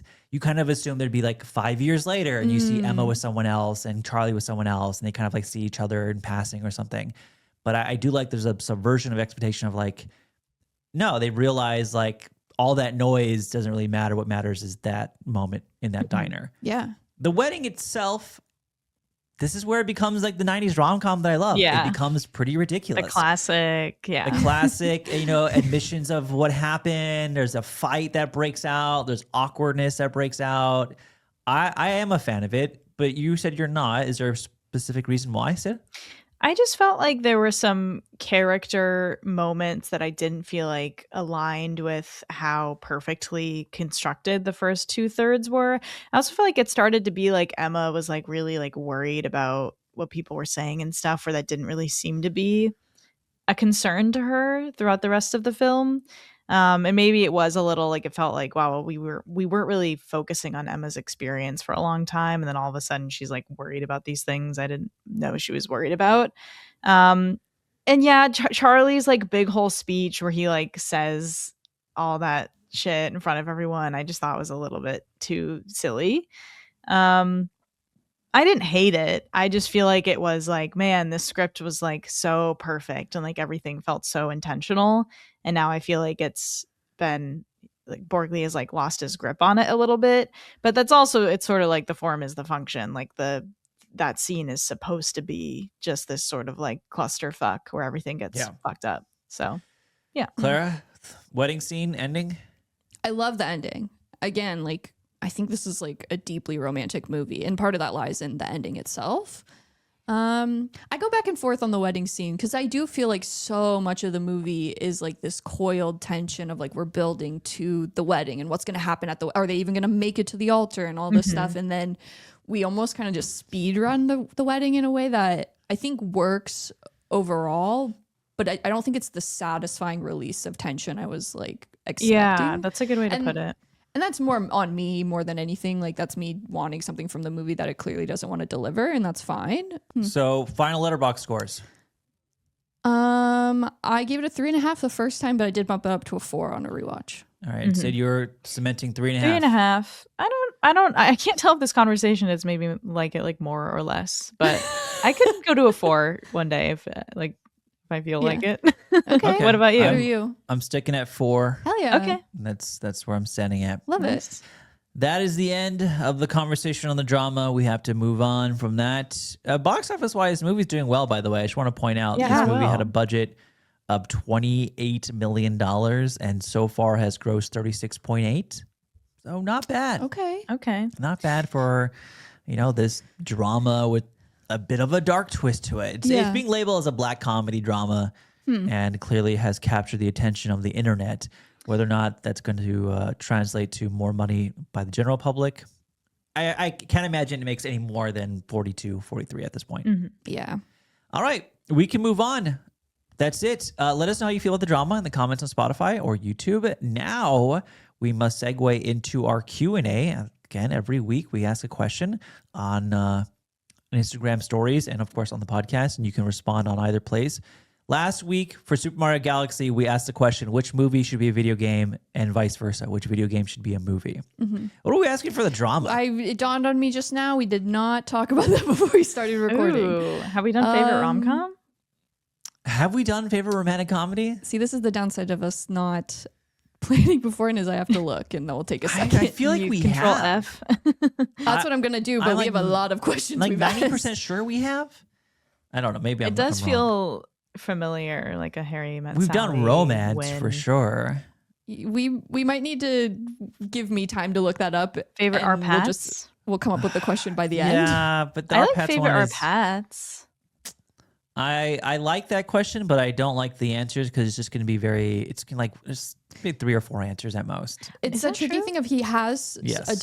he has a very like diverse filmography, but the reality is a lot of the more interesting stuff he's done most people haven't seen still. Yeah, that's right. Yeah. Let's table this, and for now, let's just read off some of the answers from last week. Yes. And once we have a question for you all, we'll let you know at the end of the episode. I'm sure we'll think of something until then. All right, you ready? Yeah, let me go last. Last week, we asked, again, what movie you like to see as a video game or what video game you want to see as a movie. We've seen a lot of different answers here. Are you ready, everyone? I'll go first. Yes. Actually, Sid, go first. Okay. And then it'll go me, and then Clara. Okay. Go ahead, Sid.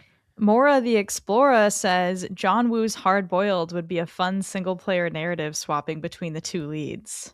John That's Woo's so inspired. Hard-Boiled. Okay, I like Very that. good answer. Wow.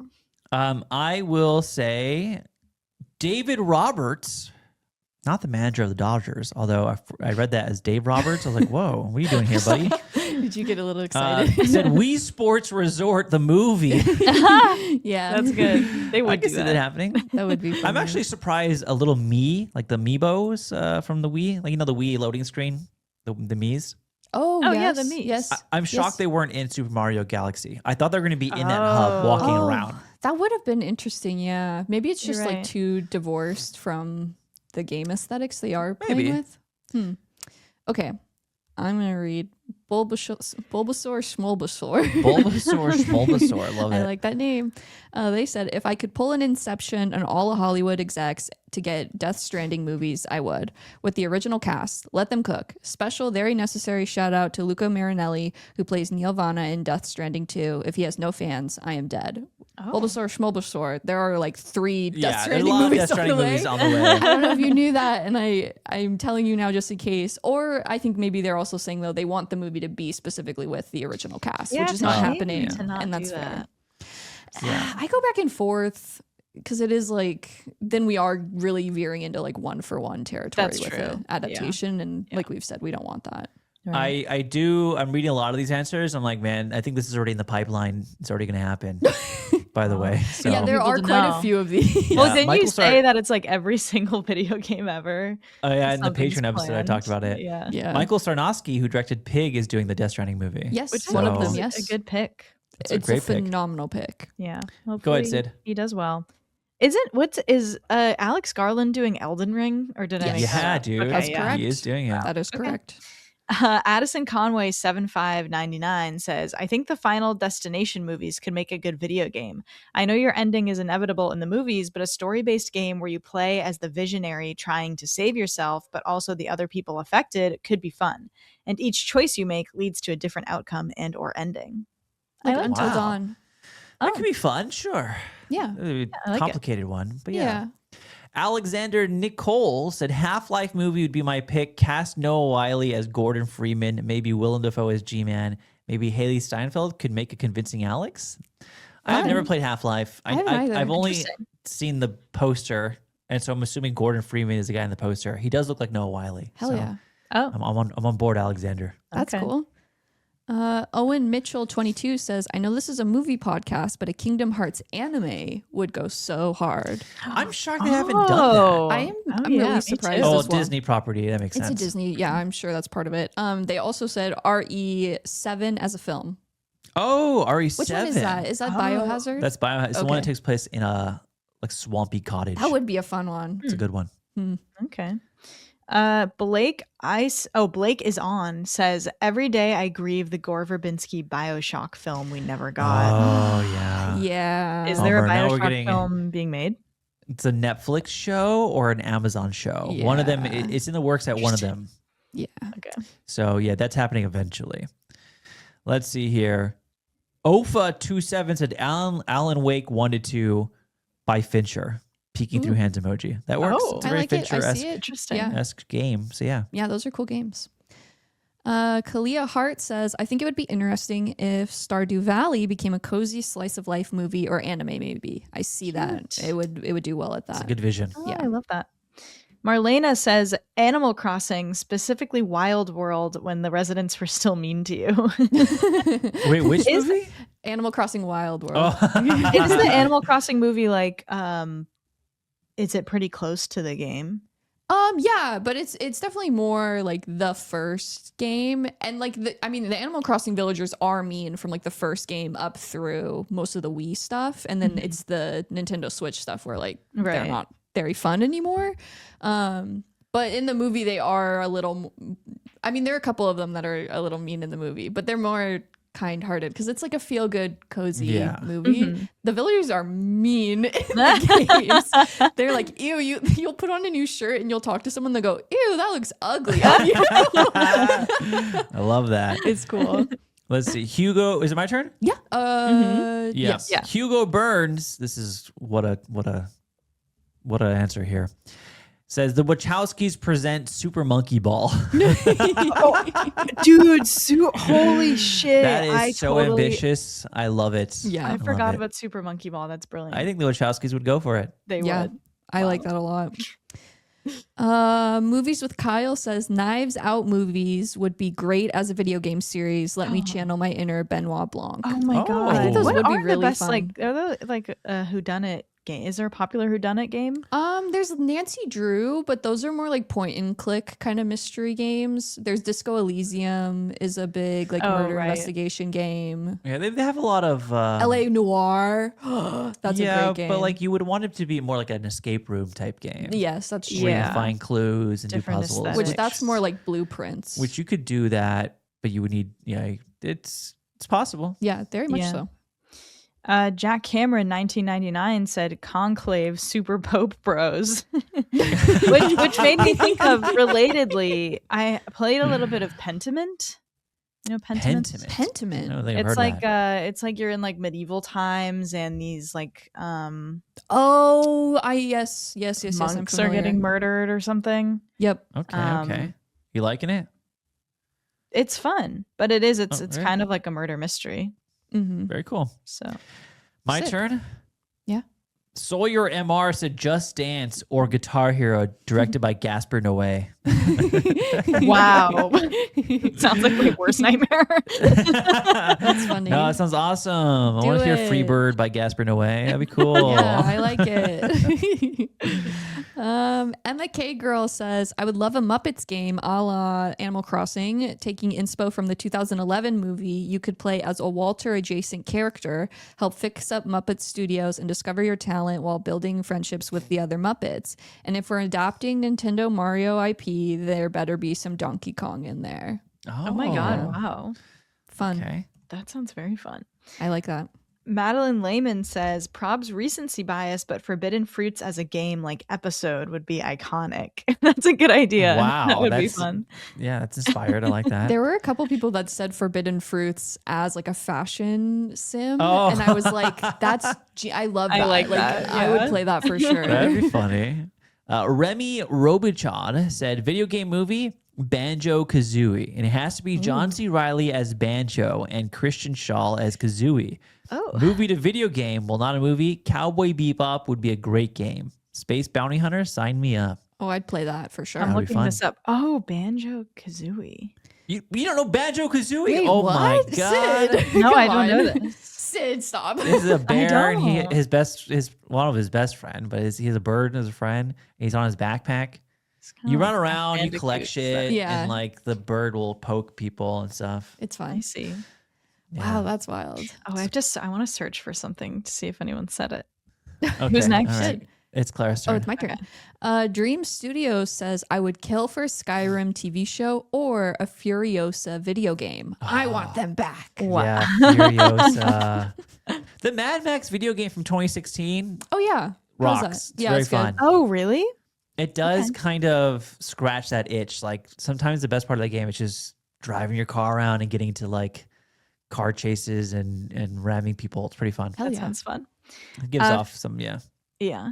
Fairy Mugler says James Cameron's Shadow of the Colossus would change lives. Whoa! What is Shadow of the Colossus? Oh, it's awesome. Beautiful, It's awesome really game. cool. So the premise is that there's these like 9, 7, Yes. 11. I don't know. There's like 9 colossi in this world, and you play as this guy who's trying to save his love of his life. And by saving her, you have to kill the colossi. Oh. But they're huge. They're They're, like like- huge. And so the whole point is that you ride up to them and you have to climb them. Yeah. And they're trying to shake you Whoa. off. Yeah. And it's like, it's really It's fun. so fun. It's It's a fun. great game. There's a twist in the end, and I won't tell anybody. Yeah, but don't say. Good. James Cameron would have a blast with that. Yeah, that's not enough huge. water. There's a water one though. Yeah. Let's see here. I will read Josh Draper Morgan said for video game movie, I think Mass Effect would be cool because I just love that universe. But at the same time, I definitely don't think it would work. I agree with you. I would also say Assassin's Creed 2 specifically, but they've already tried and failed epically. Yeah. Oh. Well, I will say, Josh, one Mass Effect TV show currently being made. So Oh, that's sick. happening. You love Mass Effect. I do, and I agree with you. It's going to be impossible to adapt, though. There's just it's too big. And that's another game that's so dependent on your decisions. So I don't know how they make that work. And Ask Creed 2, yeah, I wish they would make that, but it's Yeah. not going to happen. No. Matt Zarbatani says Fire Emblem could be a very interesting Game of Thrones type show. I haven't played Fire Emblem. Have you played that? Yeah, I played a little bit of it. It's not my thing. What kind of- It's turn-based, Oh, RPG. okay. Not my thing, but No, not it's mine very, either. very popular. So it is what it is. Sick. Dave of Reckoning says it sounds like video game to movie is Persona 3. Oh yeah, people love Persona. Persona is very popular. Movie to video game RRR. Oh, That would make a would be sick fun. video That would game. be fun. That would be a lot of fun. It already basically is. Yeah, Yeah. basically. Ayub said, it's been confirmed already, but I'm going to still mention this. Elden Ring, which is set to be directed by Alex Garland. Never been so excited. Yeah. Yay. Yeah, that Elden Ring has so much lore. I'm just so curious about how they'll adapt that game. I know it'll be tough, I think. We'll see. Yeah. We shall see. The Fair Gwen says, I need a B movie video game right now.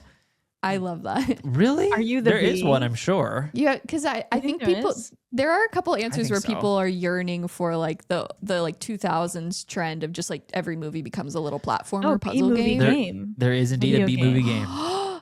Gwen, Or There get you go, it. Gwen. On what is it, on DS or Game Boy or what? They Oh, made Xbox it for every 360. system. 360, PlayStation 2, Nintendo DS. Oh Oh my god, you're Gwen. literally the bee. We, Oh my god. Oh. Yeah, you play as the bee. The recommended YouTube video is the B movie game is unbelievably terrible. Oh, so maybe Gwen wants a new Well, B-movie game. those are always bad, but they're pretty fun sometimes. They are fun. That's funny. Okay, what answer did I want to read? Because I was looking up the B movie game. Let's see. Sharmila MD says, I loved Split Fiction, but I do not want Sydney Sweeney in the adaptation. Yeah, that's happening. That's Yeah, what- that's happening.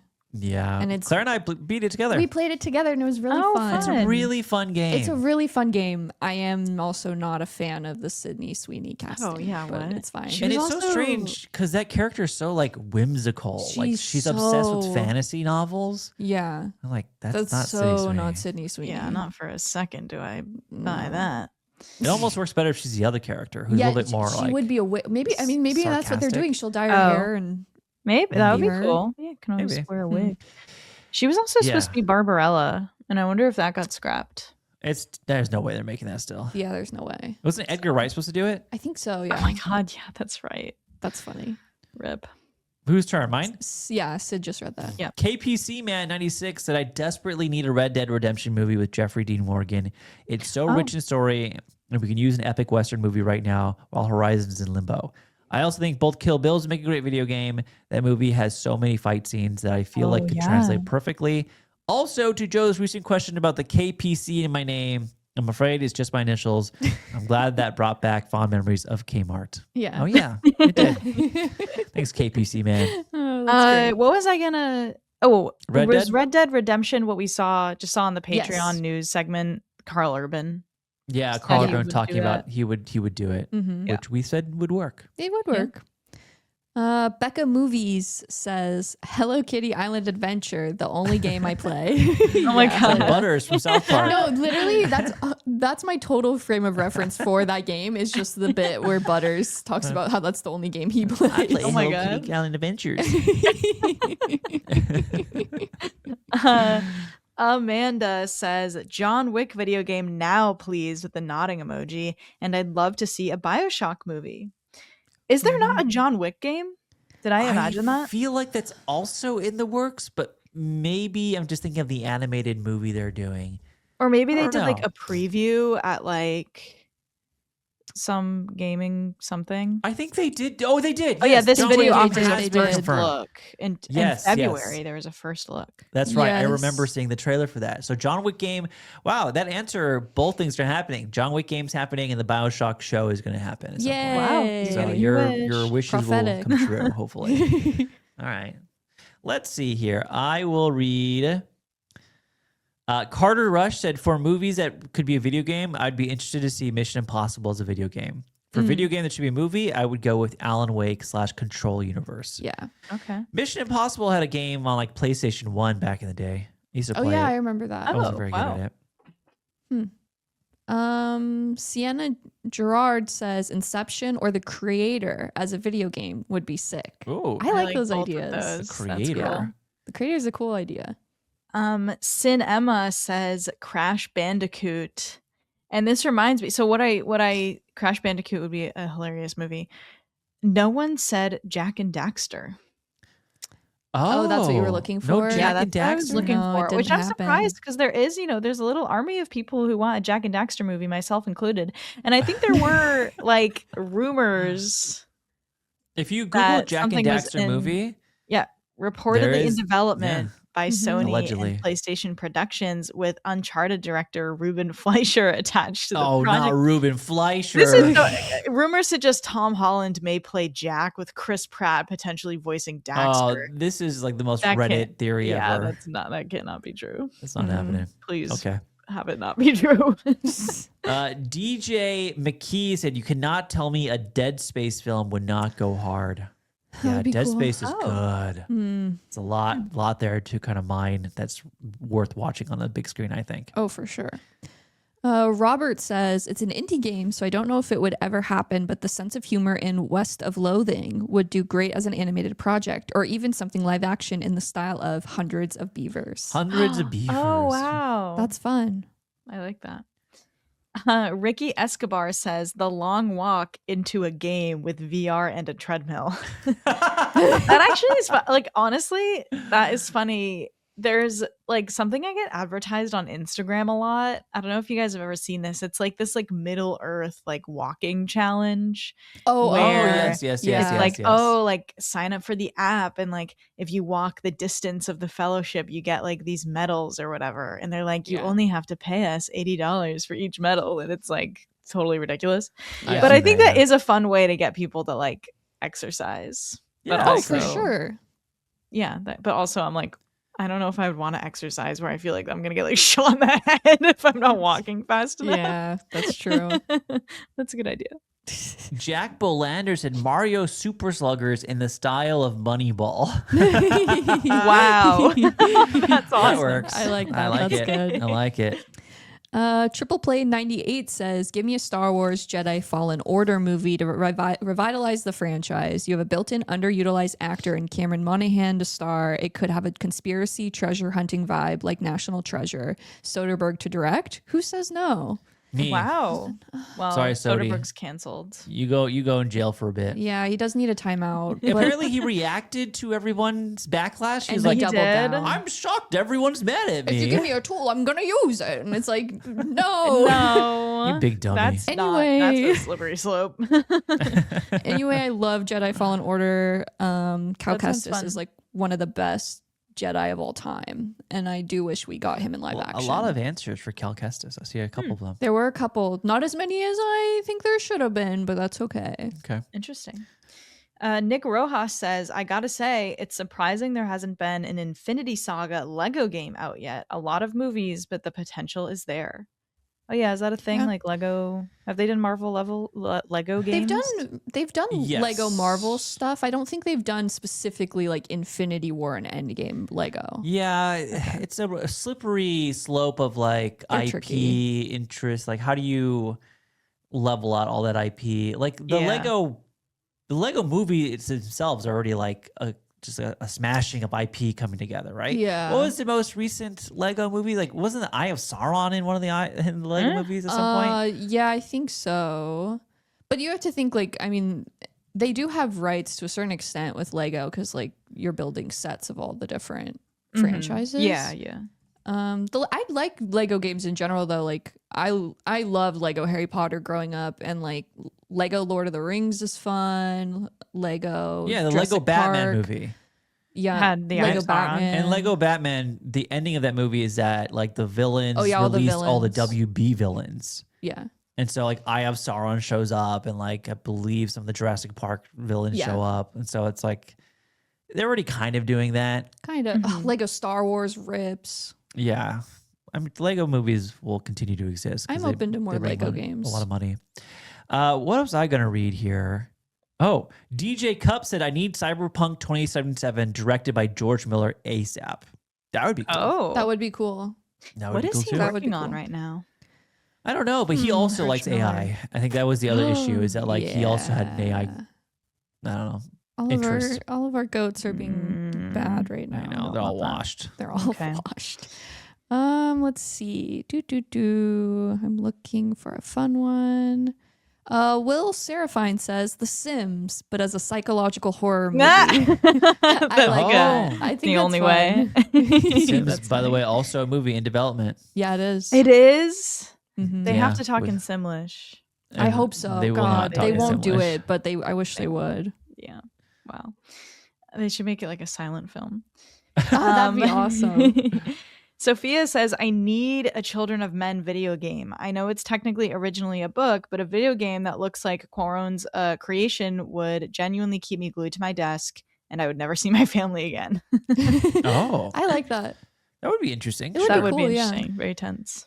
S. Abusu 23 said, not a movie, but Claire Obscure Expedition 33 would make a phenomenal TV show. Well, Oh. let me let you know.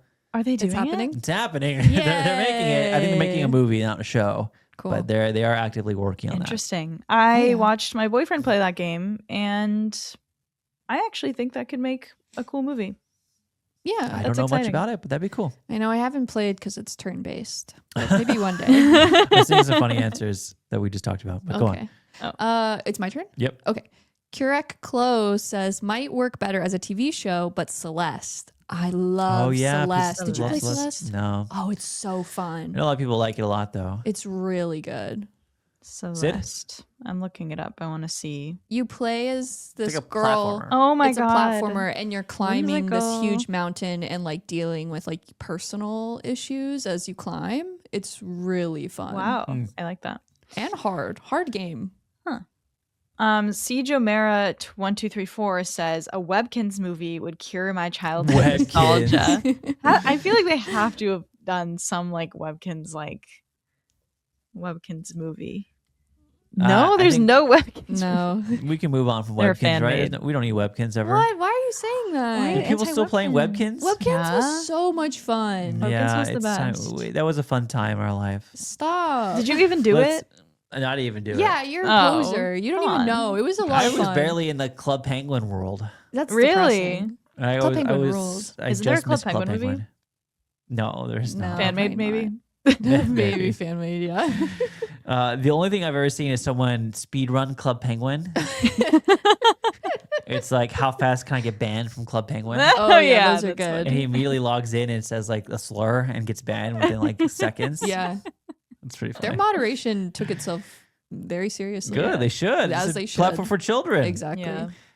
Let's see here. I'm trying to read one we haven't read yet. Hi, I'm Christian. Hi, Christian. Hi, Christian. Hi. Said my fave video game ever, Ori and the Blind Forest as a movie. Edge Oh. of Tomorrow as a game. Okay, I like that. Yeah, that is cool. Shaben says if someone could adapt it well, an Outer Wilds, and then in parentheses, not Outer Worlds, movie would go crazy. A Nosferatu gothic horror game might just work. Oh, I I like the like idea of that. that. Oh, That's fun. I do like that. Outer Wilds. I have not played that one. I know. I was like Outer Wilds. Oh, Outer Wilds is crazy. This is a cool game. Okay. Yeah. But maybe hard Interesting. to adapt. It would be really hard to adapt. Wow. Oh, that looks very Sid? cool. Let's see. Brendan M. Young says the 28 franchise could have a sick tie-in video game. The 28 franchise? 28 days. weeks, years. Oh. Yeah, I'm surprised they haven't done that. I know. I'm kind of surprised too, but I think a lot of video games, it's either you end up being like The Last of Us or you end up being like Daisy. And so Oh, there's okay, not a lot okay. of new zombie games, I feel like. Yeah. I don't know what you do with that. Zombie games had their moment. They don't really Yeah. make new ones anymore. Mm. Let's see. Martin Trudeau said, my first time watching Annihilation, I put in my Letterboxd review that would make such a cool video game. That would be cool. Oh. And then says, I think Odd World series adapted to film would be rad too, specifically The Stranger's Wrath entry as a gothic western. This is one of the first games I ever played on Xbox. Aw. Maybe Xbox 360. I think Xbox. Yeah. Very cool game Hell yeah. about like this cowboy, but he's like a weird alien creature, and his whole thing Oh. is he has to kill like these like leaders of gangs. Cool. It's really cool. That's cool. Like, bounty hunter game. That's awesome. Anyways, shout out Martin Trudeau for bringing up my nostalgia. Yeah. This week's movie says Dr. Mario, but it's just the pit with Mario characters. Alex, that's really funny. That's funny. That's really funny. You aware of Dr. Mario, Sid? What do you, Dr. Mario? Yeah. It's an actual game. Yeah, it's an actual whoa. game. You've never played Dr. Dr. Mario? No, yeah, what is Dr. that? Mario is What? a game. I think it was originally just a puzzle game on Yeah. Game Oh, Boy. I've seen like pictures of this before. But they I put played it Dr. on Mario in NES. Smash Brothers. He plays differently. He like shoots pills out at people Yeah. and shit. What the Yeah. heck? That's funny. It's Dr. Mario. awesome. Was Go that ahead, was that Sid. Clara? I did that. Yeah. Okay. Blake Gam says, I don't know how, but the binding of Isaac could be generational. Whoa. Damn, I That'd be remember hard, when that but was that like would a be big cool. thing. There's a new game out right now. I put a lot of hours in that game when it first came out. Mhm. I don't know how you do it because you play like a fetus. Yeah, it's like it'd be tricky. So it's tough. It's a tough one. If you can pitch it, we'll listen. Yeah, they make it I'll like leave that to you. Remember that Yeah. stop motion movie? What's it called? Like Mad God or whatever. Oh, Mad God. yeah, That's how they yeah, do yeah. it. They make it just ultra nasty. I like that. That'd be cool. Zoe Duenes said, Left 4 Dead, if you know, you know. That was also part of that wave of zombie games that Yes, came it out. was. Pretty cool game. Yeah, that was a cool game. Mediocre art stuff says Hades would make a good movie. We need to freshen up Greek myths in media. That's Oh, interesting. I think you're right. Hades. I like Hades a lot. Yeah, There's a cool story there. yeah. Lindsay C says Stray because I want a cat detective movie, and for silly haha, make After Sun into a game element. Oh, my God. The That's opposite of silly, wild. haha. I know that. Who said that? Lindsay C. Lindsay. Listen up, Lindsay C. One, the After Sun. I mean, I don't want to play that. But two, Stray is allegedly becoming a movie. Stray is Oh, shit. so fun. I love So there you go. Cat detective. Does the cat Kinda. talk? I've never played No, it. the cat doesn't talk. You are literally playing as the cat and he acts like a cat. Yeah, you're like a street cat. Oh, Yeah. it's a gato. But you go down through this like rotten like mechanical world full of robots and you're trying to find That's your way cool. out. It's Wow. really fun. I like Okay. Stray a It lot. was really popular. Yeah, it's becoming a movie allegedly. Like oh, that'll be fun. Elise Newkirk said, "It Takes Two could be a really wholesome story about how a child navigates parental fights." Well, Elise, I'll have some news for you. They're allegedly making this one a movie as well. Wow. These the same makers of Split Fiction, so Yeah. Okay. they're like very story heavy, anyways. They're doable. Holly Tellus says, not saying I want it to happen, but I'm waiting for Fortnite film. Feels inevitable. It's going to happen. Yeah, it'll Oh, of happen. course. That will be in lieu of the Lego movie, where like they just Oh, you bring reckon? a Fortnite massive Oh, that'll IP be, like, the new crossover thing. event. Yeah, Yeah. it's Wow. going to happen. Yeah, wow. That sucks. Cookie Car says Flow as a video game. That would do Aw. numbers. I bet We're people getting would Stray. love that. That's you should Close play enough. Stray if you haven't played Stray. Yeah. Yeah. Okay. Cody Jensen said, Zelda Wind Waker, please give me Pirate Link. Cody, Oh. you preach to the choir here. It's my favorite Zelda game. Aw. Oh. Yay. So I agree. Cool. Which Zelda game are they adapting for the movie? Breath of the Wild, I Oh, believe. okay. Have they announced which one? Actually, you're right. I don't think they have. I think maybe the assumption is just it'll be Breath of the Wild. based Yeah. on the costuming, that people are assuming it's Breath of the Yeah. Wild, but I don't know. Yeah, I don't know if Don't it's know if confirmed yet. they have confirmed it. Okay. But I hope it's not that one. Really? I like Breath of the Wild. Just why start there? Because it's the most, I mean, it's Like one of the bigger, recent, most recent popular. ones. Yeah, recent and big. I mean, they're all Yeah. big, but Yeah. I don't know. In my head, you should start earlier than that. but who No, I knows? agree, but I can see why they would do that. Connor Reed says, video game into movie should be Subnautica, one of my favorites with a super cool story. Subnautica is cool. Have you played that? No, I know No? what it is, though. Never? No. Said you crash land on a planet and it's covered in water, and so you have to like swim around and like rebuild and like get off the planet or attempt to. And there's all kinds of scary monsters in the water. That's scary. It's kind of like Minecraft where like you have to like build up your Right. supplies to like level up your stuff. Can you play in creative mode in Subnautica? No. Probably not. Patty Rad says 12-year-old me really needs a Final Fantasy VIII movie, and then in parentheses, I'm 36. Man, I get it. Final Get it. Fantasy and Kingdom Hearts, I am both surprised they haven't done more. Yeah, They do a lot of Final Fantasy animated movies, They do. like anime films. Oh, really? Mhm. Yeah. Yeah, which makes, people I like. mean, that is very in line with what their style is. Yeah. DS Coda. Let's do DS Coda. Says, give me the Tar video game. That would be wild. Yeah, that'd be fun. That'd be fun. I'll read.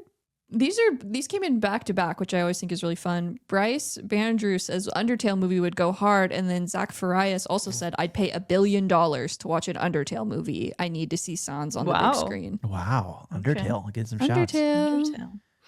Sneezy Tattooer says Ocean's 11 into a game, Sly Cooper into a movie. Oh, yes. I was going to read one that said Sly Cooper as well. Oh, Adam really? Rock 77 said, my heart says Sly Cooper. Wow.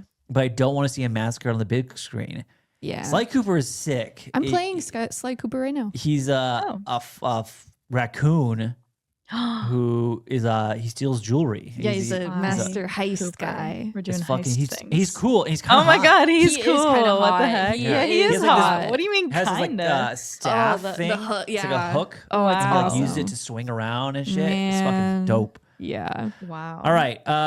Clara, go ahead, and then Sydney last round. I just read that. Oh, no, I didn't. you No, did I not read that. Oh, Yeah. you read that? Sydney read that. I read mine. Oh, you did? Yes. Okay. What was yours? My heart says Sly Cooper. Oh, okay. Yeah. Wow, I was not prepared. Luke AM12 says, I've always thought The Legend of Zelda Ocarina of Time was perfectly set up for a 2-part film epic. The game is old and very well known now, but just in case, spoilers. I think ending a movie with Link pulling out the Master Sword from its pedestal, aging 7 tears, and then seeing a post-apocalyptic version of the bustling world he just journeyed through would be an incredible cliffhanger. For a movie turned into a game, I don't know why, but I can just see Marty Supreme being made into a Grand Theft Auto style game where you run around a city scamming people so you can play in ping pong tournaments. LMAO. Wow. Two good Wow, Luke. answers. One, yeah, the Ocarina of Time is where I think they should start the Zelda series. Yeah, I think that would be cool. And I love your pitch. Good pitch. 2-part movie ending at the halfway point makes a lot of sense. Yeah, I Wow. like that. All right, Sid, last round. Danny Mana says Shadow of the Colossus by Denis Villeneuve. Oh, So who should do it, Denis or James Cameron? Who's I better at know. scale is really what it comes Ooh, down gosh. to. I think Denise got a good handle on scale. Yeah, if anything, it Yeah. comes down to more aesthetics. Like, Based on what the aesthetics vibe I do we saw, want? I feel like that's a Denis thing. Yeah. Give it to Denise. I'm Okay. happy about it. Okay. Let's see here. Matt Cumbridge said, wait, did you win already, right?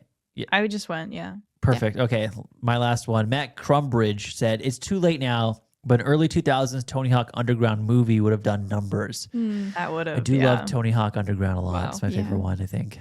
All right, Claire, last one. Oh, another one? Okay. Wait, Claire already did their last But one. yeah, I thought I did my last one. You were first. I had But then you started. said And Yeah. I said when I- Sydney last round. Okay. Okay. Let's see. Oh, I'm Tristan Starr says, ever since it got adapted to a level in the Funko Pop game, I've been wanting a Nope game. Funko Pop There's a game? Funko Pop You're game. telling me this Question for the mark? first time. We're I'm learning not new aware things. of this Funko Pop game. I would love a Nope game though. I think that would be fun. That would be Okay, sick. nope game. Yeah. All right, we'll have to close it out there. For movie to video game, the most popular answer is Mission Impossible. Mm-hmm. Then it was 28 years later, John Wick, 28 days later, Inception, Edge of Tomorrow, Final Destination, Forbidden Fruits, Knives Out, Marty Supreme, Ready or Not. For video game to movie, the most mentioned game was Red Dead Redemption, BioShock, Red Dead Redemption 2, Sims, Hades, and Overwatch. We didn't even mention Overwatch in our answers. I But know. I think we missed the Overwatch. that makes sense, though. Overwatch has some pretty cinematic Yeah. cutscenes and animation already going Yeah. on there. It has the material for it.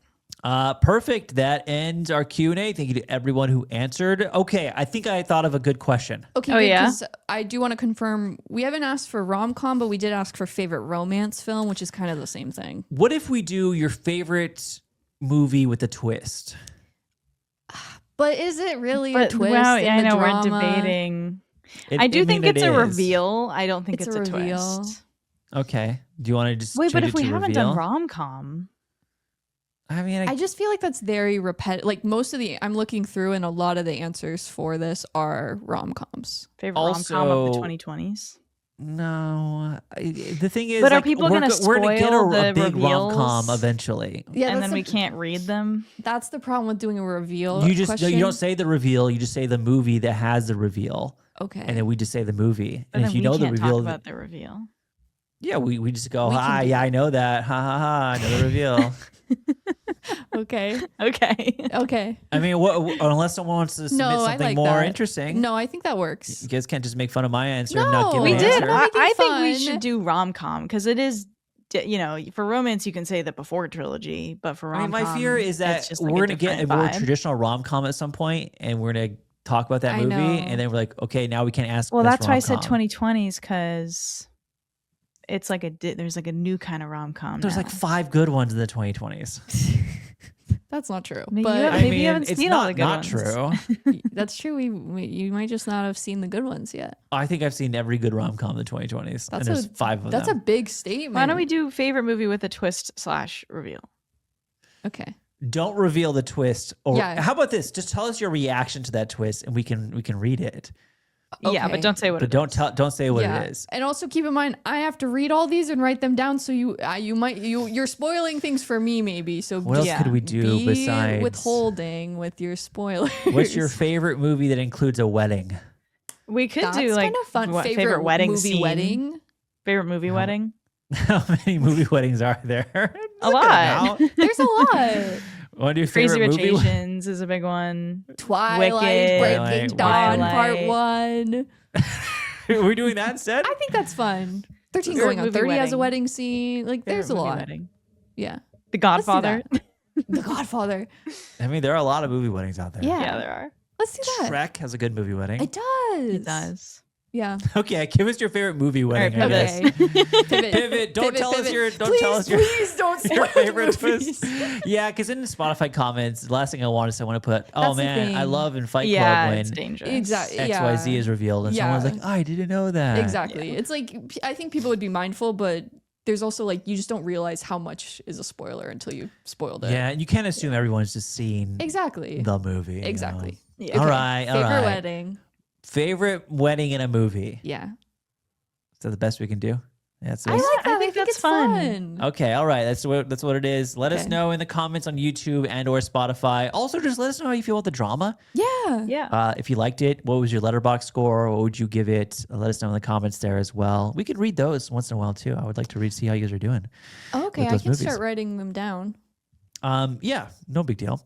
Other than that, that's it. Next week on the pod, we have an episode on Lee Cronin's The Mummy. That's the big movie of the week then. And then we have an episode on what are we doing next week for The week after that? Patreon? We have Oh. our Monday episode where we this just week is the chit-chat. Mummy. This week, this episode premieres. We're talking 99's The Mummy. Where's our calendar? I'm looking for the calendar. What is next week though? Oh, Do Better we know? Man. Better Man. We're doing Better Man. Yes, and that's in preparation because that Friday Michael comes out, and so we're Right. kind of watching a musical to prepare for a A musical. musical biopic. Watching the real greatest musical The biopic. real, truly Exactly. greatest musical biopic of all time. That Michael movie, by the way, a lot of thoughts already generating about that one. Well, Well, from who is the real question. Yes. Anyways, all right. Let us know how you feel about the drama. Give us your favorite movie with a wedding in it. Next week on the pod, Lee Cronin's The Mummy, Better Man, some Patreon stuff. If you want to hear our conversation on 99 The Mummy, that's this week on the pod. Cool. And that's it. Have a wonderful day, night, weekend, and we'll see you guys next time. Goodbye, listeners. bye-bye.